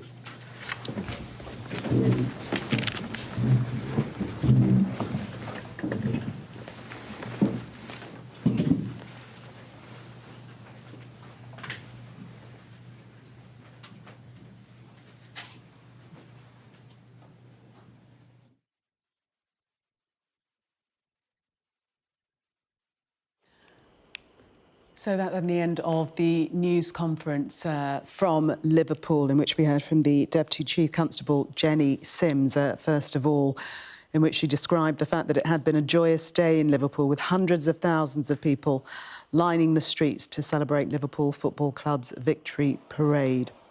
She said that extensive inquiries are ongoing. They believe that it is an isolated incident and it's not being treated as terrorism. She asked people to refrain from sharing distressing footage from the incident online, something that we've heard throughout the course of the evening from the police, that people should share any footage that they have with the police themselves and not distribute them online. We then heard from the North West Ambulance Service, Dave Kitchener. He gave us figures on the numbers of people injured in the incident, 4 injured, and of those, including children, 20 patients at the scene were treated for minor injuries and they didn't need hospital treatment. 27 taken to hospital, 2 sustained serious injuries, that's including 1 child. They also told us that some people self-presented at hospitals and that the cyclist paramedic on the scene was struck by the vehicle, but thankfully didn't sustain any injuries. Let's cross now to Greg Milam, who's in Liverpool for us tonight. Greg. Yes, thanks, Gillian. That update from the police and the ambulance service and the fire service giving us a much more full picture of what happened here a little earlier on. The scenes of crime tent is still in place on Water Street behind us. Our national correspondent Tom Parmenter is with me. And Tom, some detail, of course, on the injuries, and that was what we were focusing on most of all. And thankfully, I imagine we can say that no one has lost their life, but clearly a lot of people injured and some of them serious. Yeah, and I think you could see from the sombre tone of that news conference just how shocked the emergency services are dealing with this, as well as everyone in this city, that this joyous moment with their football team had ended quite like this on a street just adjacent to the Strand here on the waterfront in Liverpool. And those details from that news conference, very distressing indeed, that a number of children are among those injured, 4 of them, and 2 people in hospital with serious injuries, including 1 child, 27 in total treated in hospital, and the fire service explaining their role in trying to lift that vehicle away from people beneath it. A very distressing scene that played out around 6 o'clock tonight at the end of this victory parade, the final lap of this season for Liverpool Football Club. And it is one that has ended in such distress and trauma for so many people, up to 1 million people on the streets of Liverpool. This 10-mile parade that took place through the course of the afternoon. It was right at the end of that parade when this dreadful incident unfolded, with that car driving at pedestrians. And the police were very quick to say that that 53-year-old man, who is the driver of the vehicle, is now in custody, that he is a white British man from Liverpool. That is what the police said a little earlier this evening. And we just had a statement from Sir Kenny Dalglish, one of the folklore heroes of Liverpool Football Club, who of course guided the club and was part of the club overcoming the Hillsborough disaster all those years ago in 1989. Sir Kenny Dalglish tonight has said that he is shocked, horrified and deeply saddened about what happened at the end of the parade today. Our thoughts and prayers go out to everyone and their families who've been impacted by today's tragic event. Our anthem has never felt more appropriate. You'll never walk alone. Your Liverpool family are behind you.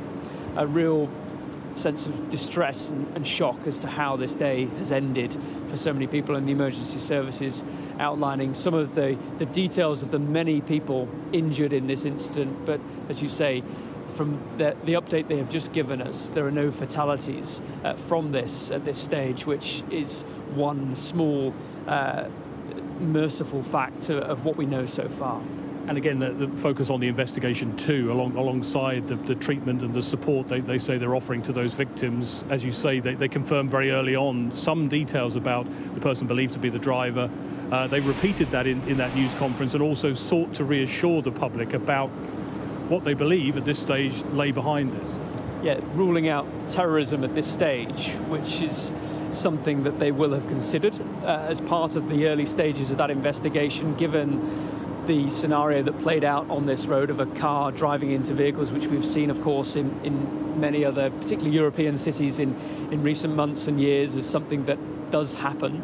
But the motivation is still not clear at this stage. Why was this vehicle doing what it did? Why was it being driven in that way? And what was the nature of the confrontation that followed between the crowd? Because this vehicle drove at the crowd, knocked pedestrians over, was surrounded by people on that street. It was full of Liverpool fans, this street, as they were making their way away from the end of this parade. They surrounded, a big number of the members of the public surrounded the vehicle. There was a confrontation with the driver, and then the vehicle again surged forward, hitting more people. And we know from the emergency services there that 27 people in total were treated in hospital, and 4 injured children in this instance. A dreadful thing to happen at the end of what should have been such a momentous day for Liverpool Football Club. But the thoughts of everyone connected to the club, within football, around this city, very much with the families of all those people injured on that street in this incident at the end of the parade at around 6 o'clock tonight. And also praise, as we always hear, but I think particularly pointed tonight, praise for those members of the public who helped some of those injured, the people who've presented themselves at hospital, having got away from here. This has had an impact, obviously, on those seriously injured, those in hospital, those being treated, but on everybody who witnessed this as well. And that we know that street was packed. Yeah. Dozens and dozens of people in that immediate vicinity who just didn't know what was happening in that moment. They saw this car careering forward, and many of them grabbed children that were with them to get them out of the way, to get them to a place of safety, and ran away from what was happening at the time when emergency responders were establishing that something was going badly wrong, and dashing, sprinting in many cases towards the danger, that confrontation and that collision between the vehicle and all of those people who were in that street.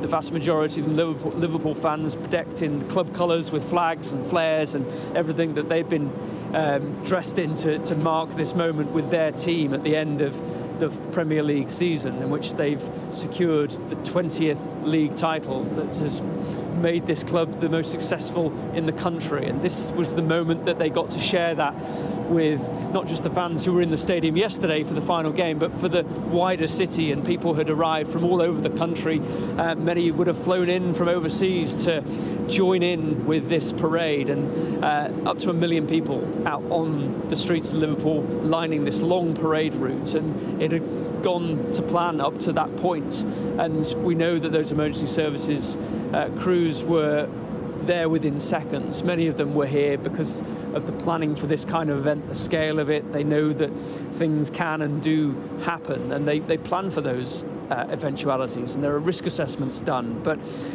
given the fact that it is in a city centre, there are so many people, and you can't take the risk out of that kind of event, and that has been shown in such graphic circumstances on Water Street behind us. And you can still see the forensics tents that is now covering what is a crime scene, with the vehicle still in situ, and no doubt forensics officers will come in to do their work probably first thing in the morning to try to understand what information they can gather from the vehicle and the road around it. But of course, so many people seeing this awful event unfold, they too will be giving information to the police, or have been asked to get in touch with the police with their account or their bit of video that they may have shot on their mobile phone. And we've seen a lot of that circulating, and it is very graphic and very disturbing.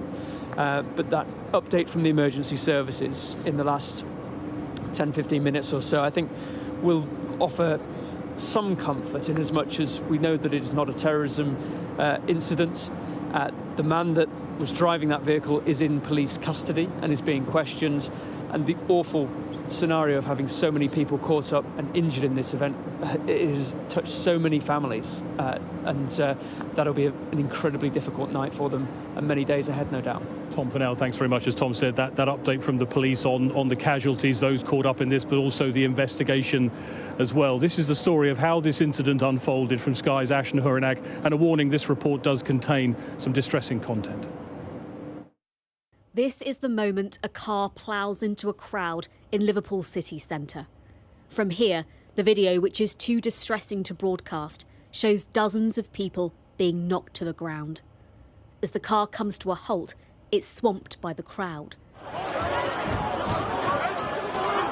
The driver, the focus of their anger. The back window is smashed and police struggle to hold them back.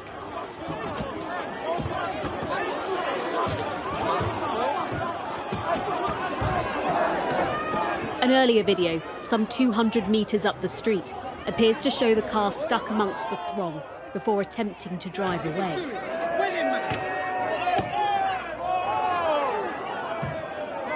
As revellers follow, it speeds up.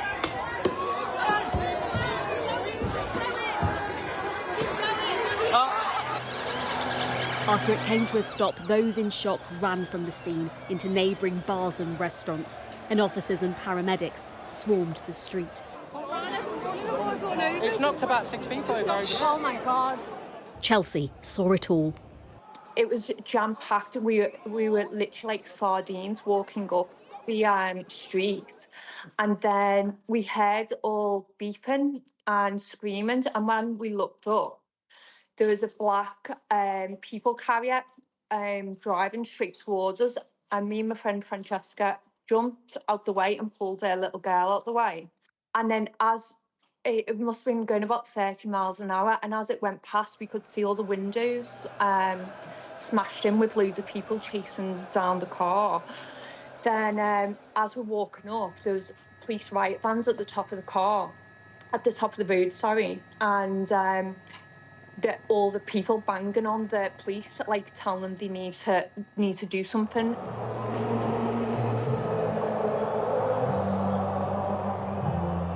Just hours before, the city was brimming, with over 100,000 Liverpool fans partying on the streets, celebrating their team's Premier League title victory.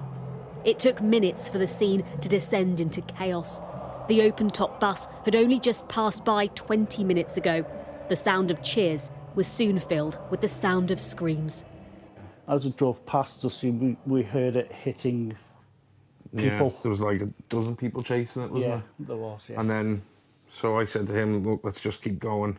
And then as we started walking, we could hear the thuds as the car hit and people screaming and shouting, and you could just hear it all. And then as we were walking forward, we could see all the people sat to the side that had been injured. There was people getting helped by other people on the side of the road, and then we could see policemen running down the middle of the road.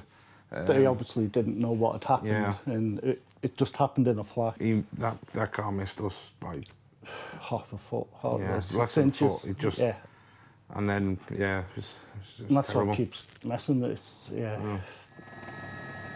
Liverpool Football Club say their thoughts and prayers are with those who have been affected. A 53-year-old white British man is now in custody. Extensive inquiries are ongoing to establish the circumstances leading up to the collision, and it is vital that people do not speculate or spread misinformation on social media. I know that people will understandably be concerned by what has happened tonight. What I can tell you is that we believe this to be an isolated incident, and we are not currently looking for anyone else in relation to it. The incident is not being treated as terrorism. Merseyside police have asked people not to speculate, but many will be wondering how a moment of joy turned into a moment of horror. A celebratory parade the people of Liverpool thought they'd always remember, now marred by an incident they'll never forget. Ashna Harinag, Sky News.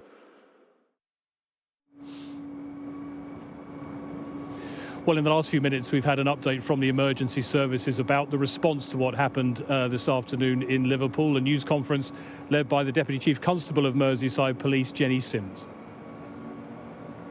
Firstly, my thoughts are with all those injured in tonight's horrific incident, their family and friends, and all of those affected by the terrible tragedy that has taken place today. I want to thank all of the emergency services, partner agencies and members of the public who came to the assistance of the injured following this evening's shocking incidents, which we declared a major incident. This had been a joyous day in Liverpool, with hundreds of thousands of people lining the streets to celebrate Liverpool Football Club's victory parade.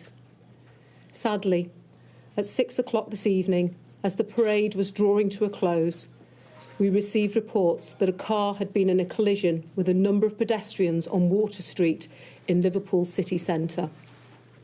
A number of people have been injured and were taken to hospital.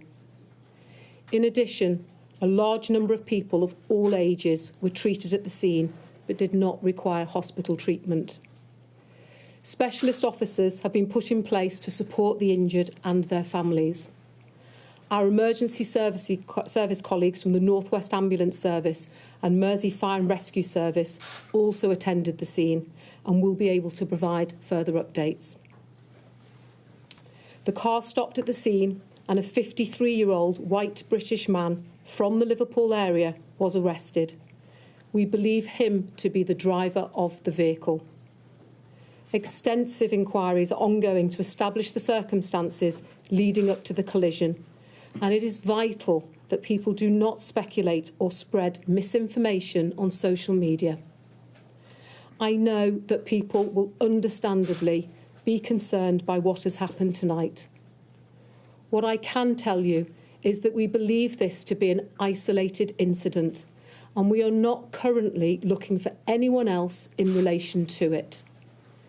The incident is not being treated as terrorism. We would ask that people refrain from sharing distressing footage from the incident online, and please share any information directly with our investigation team. Information, including video footage, can be passed on via the Merseyside Major Incident Police Portable. Detail can be found on the Merseyside Police website.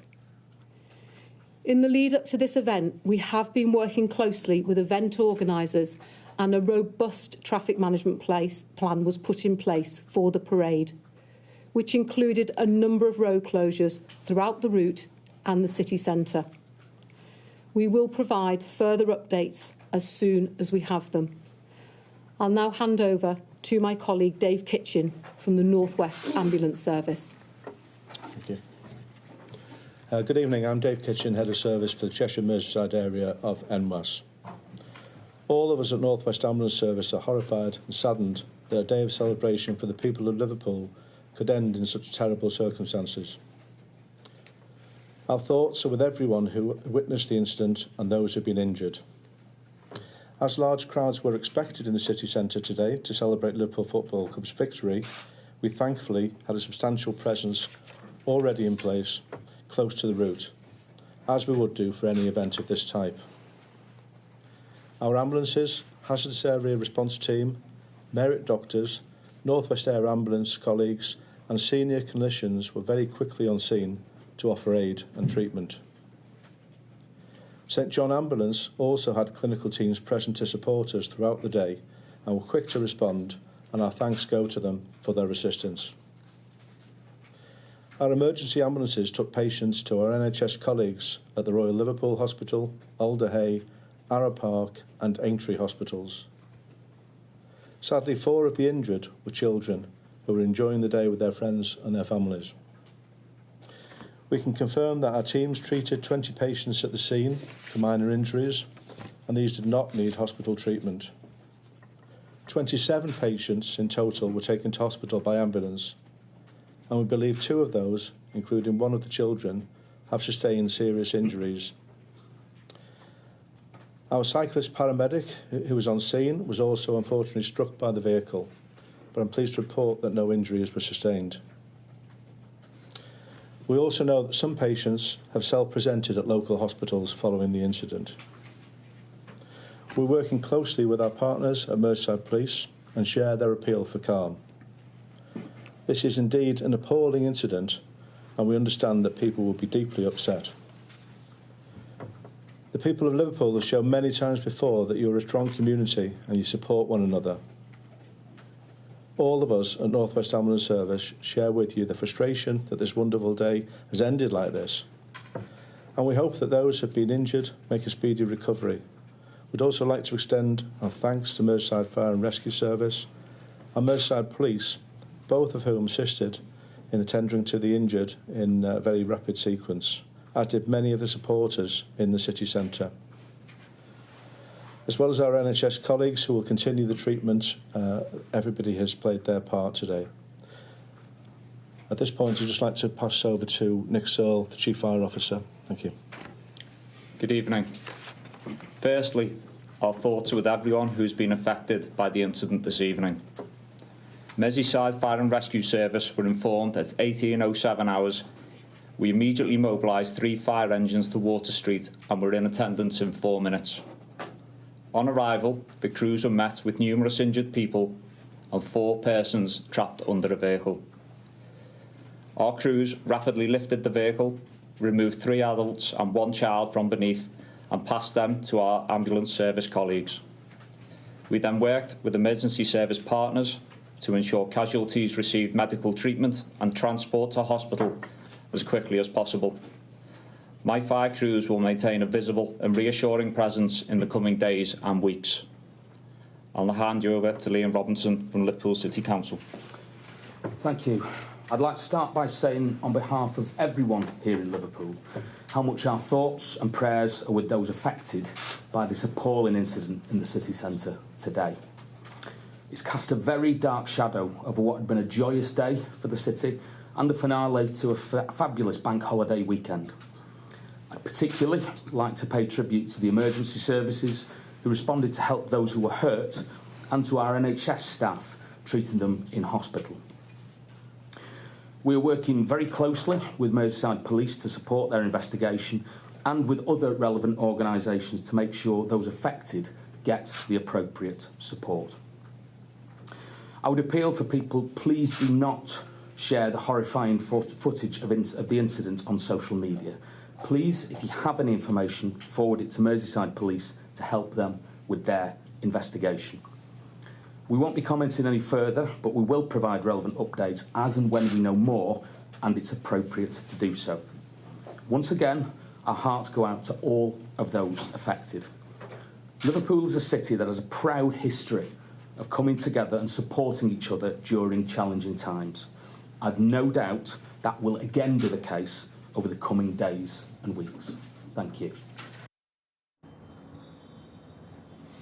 That update there from the police, the fire service, the ambulance service and Liverpool City Council as well in the last hour. Our national correspondent Tom Parmenter is with me. And Tom, quite a lot of significant news coming out of that, those statements they made there. Yes, they confirmed that this is not being treated as a terrorism incident and that a vast number of people have needed hospital treatment as a result of it, with varying degrees of injuries. This was a really busy street where this took place, with hundreds of people bedecked in Liverpool colours as they were making their way away from the finale of this parade that had been going on all afternoon through the streets of Liverpool. And we know that, as I say, 27 people taken to hospital, 4 children injured and 2 people seriously injured, one of them a child. So very distressing, and many families tonight dealing with that news, presumably at hospitals or waiting by the phone for updates as to how their loved ones are. The one thing the police said that they have those casualties, but thankfully no fatalities at this stage. And looking at some of the images of this incident as it was unfolding on this incredibly busy street, there was a confrontation between members of the public and the driver of that vehicle. It was surrounded by people and it moved forward, hit people, was surrounded. There was people banging on the windows trying to speak or remonstrate with the driver, and then the vehicle then pushes again into a crowd of people knocking them over, and the fire service confirming in that news conference that they had to lift the vehicle away off people who were trapped underneath. So incredibly distressing, very traumatic for everyone involved, and there are many, many witnesses to this event, and the police have that driver in custody and will of course be speaking to him as the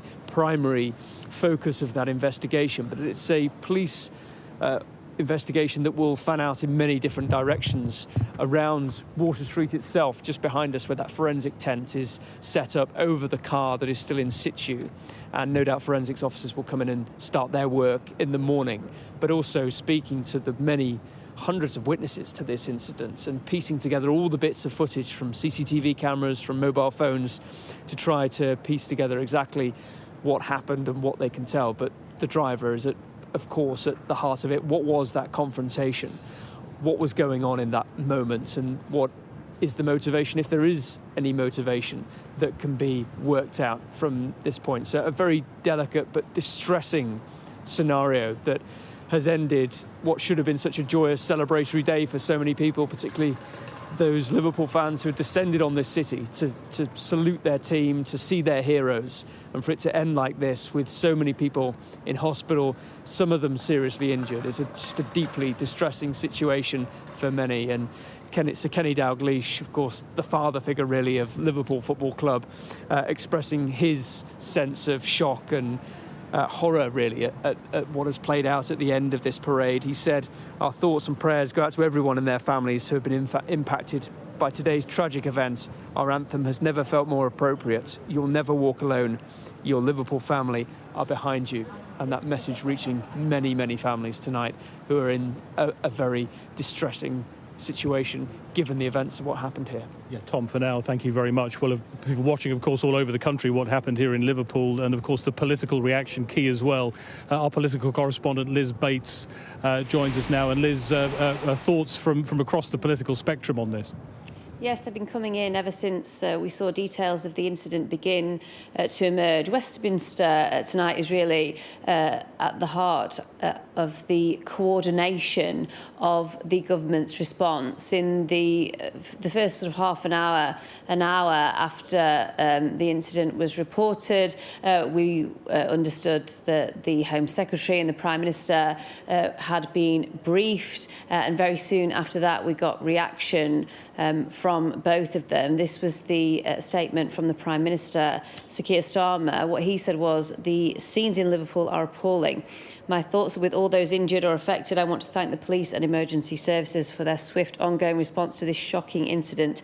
I'm being kept updated on developments and ask that we give the police the space they need to investigate. A similar statement as well came soon after from the Home Secretary, Yvette Cooper. She wanted to thank the police and the emergency services for their swift response, and she added that she was thinking of all those affected at this very difficult time. Understandably as well, we've had lots of reaction from local politicians. Liverpool City Region Mayor Steve Rotherham said in a statement, our hearts go out to all those affected, especially those who have been injured. He added, this is a difficult day for our city region, but we stand together. And local MPs, I'll just pick out one of them here, Dan Carden, the MP for Liverpool Walton. He said, my thoughts with everyone affected by the shocking incident today and their loved ones. The emergency services are rightly leading the immediate response to this awful turn of events. And it's the same tone and message often from these political statements that are coming in. Many politicians, both in Westminster and locally, really calling for people not to speculate about what may have happened, but to let the police and the emergency services do their job, and also expressing solidarity, of course, with the people of Liverpool and everyone that was caught up in this incident and has been affected by it. No doubt, urgent meetings, urgent phone calls will be going on tonight. The Prime Minister and the Home Secretary will continue to be briefed by security services and, of course, by those who are dealing with this incident on the ground. And politicians, as everyone is tonight, they are simply trying to make sense of the scenes that they have witnessed in Liverpool and to react to those appropriately. Liz at Westminster, thanks very much for that. Well, here in Liverpool, they've been clearing away all evening, clearing away the what was left of that party, the flares and the bottles and the flags that were left in the street. At the same time, just a short distance away, that blue forensic tent remains in place on Water Street as the investigation goes on. It's a very strange scene. It's very quiet here tonight. All of those who were partying have made their way home. Our national correspondent Tom Parmenter is still with me, and it's a very unusual scene here tonight, isn't it? That feeling of what we expected the day to be about and what it's turned out to be for those fans who thought this was to be purely about celebration today. I think it is the speed at which things changed in those moments at around 6 o'clock this evening that is just so difficult for people to process. How can it go from such a joyous coming together of fans celebrating their team, the league champions? Yesterday they celebrated on the pitch at Anfield, final home game of the season against Crystal Palace. But this was the moment with the wider fan base, with the rest of the city, the chance for all those people who couldn't get a ticket to come and see these footballers who they idolise. And it is something that is almost unfathomable, that an event of that tone, of that kind of celebration could end in a way where you have 27 people needing hospital treatment, 2 people seriously injured, and one of them a child, 4 children in total injured. A dreadful situation that played out, and just why it happened, of course, will be the focus of what the police are trying to establish. They've shared quite a lot of detail with us through the course of this evening. The identity of that man, they've described him as a 53-year-old man, a white British man as they described it, from Liverpool. And that, I'm sure, is a strategy to try to make as transparent as possible their investigation, because they know that the world that we now live in is one that is driven by social media conspiracies or false information that can quickly take hold and cause pretty unsavoury or quite often misguided actions. And the police have tried to be open and to share that detail. It doesn't happen with every case, but it has happened in this case that they've been so open so quickly. Just 2 hours after the incident, they were sharing those details. And tonight in that news conference, they've confirmed that this is not being treated as a terrorism incident. It is something else, and they will work out what that is over the course of the next 24 hours, 48 hours, as they speak to the driver who is in custody, as they speak to the witnesses who are here on the streets, many of them deeply traumatized by what they saw and how this car was involved in some kind of confrontation with the mass of people on that street. It hit people, it was stopped, it was surrounded, people were beating their fists on the window, trying to get to the driver, and then the car accelerated again into the crowd, knocking even more people off their feet and causing all those injuries. And a deeply distressing scenario that this city is struggling to understand tonight. Tom, for now, thank you very much for that. A deeply harrowing day, as Tom has said, for so many people in this city on what should have been a day of joyous celebration. It's ended very, very differently. But for now, from Liverpool, it's back to you, Gillian, and the press preview.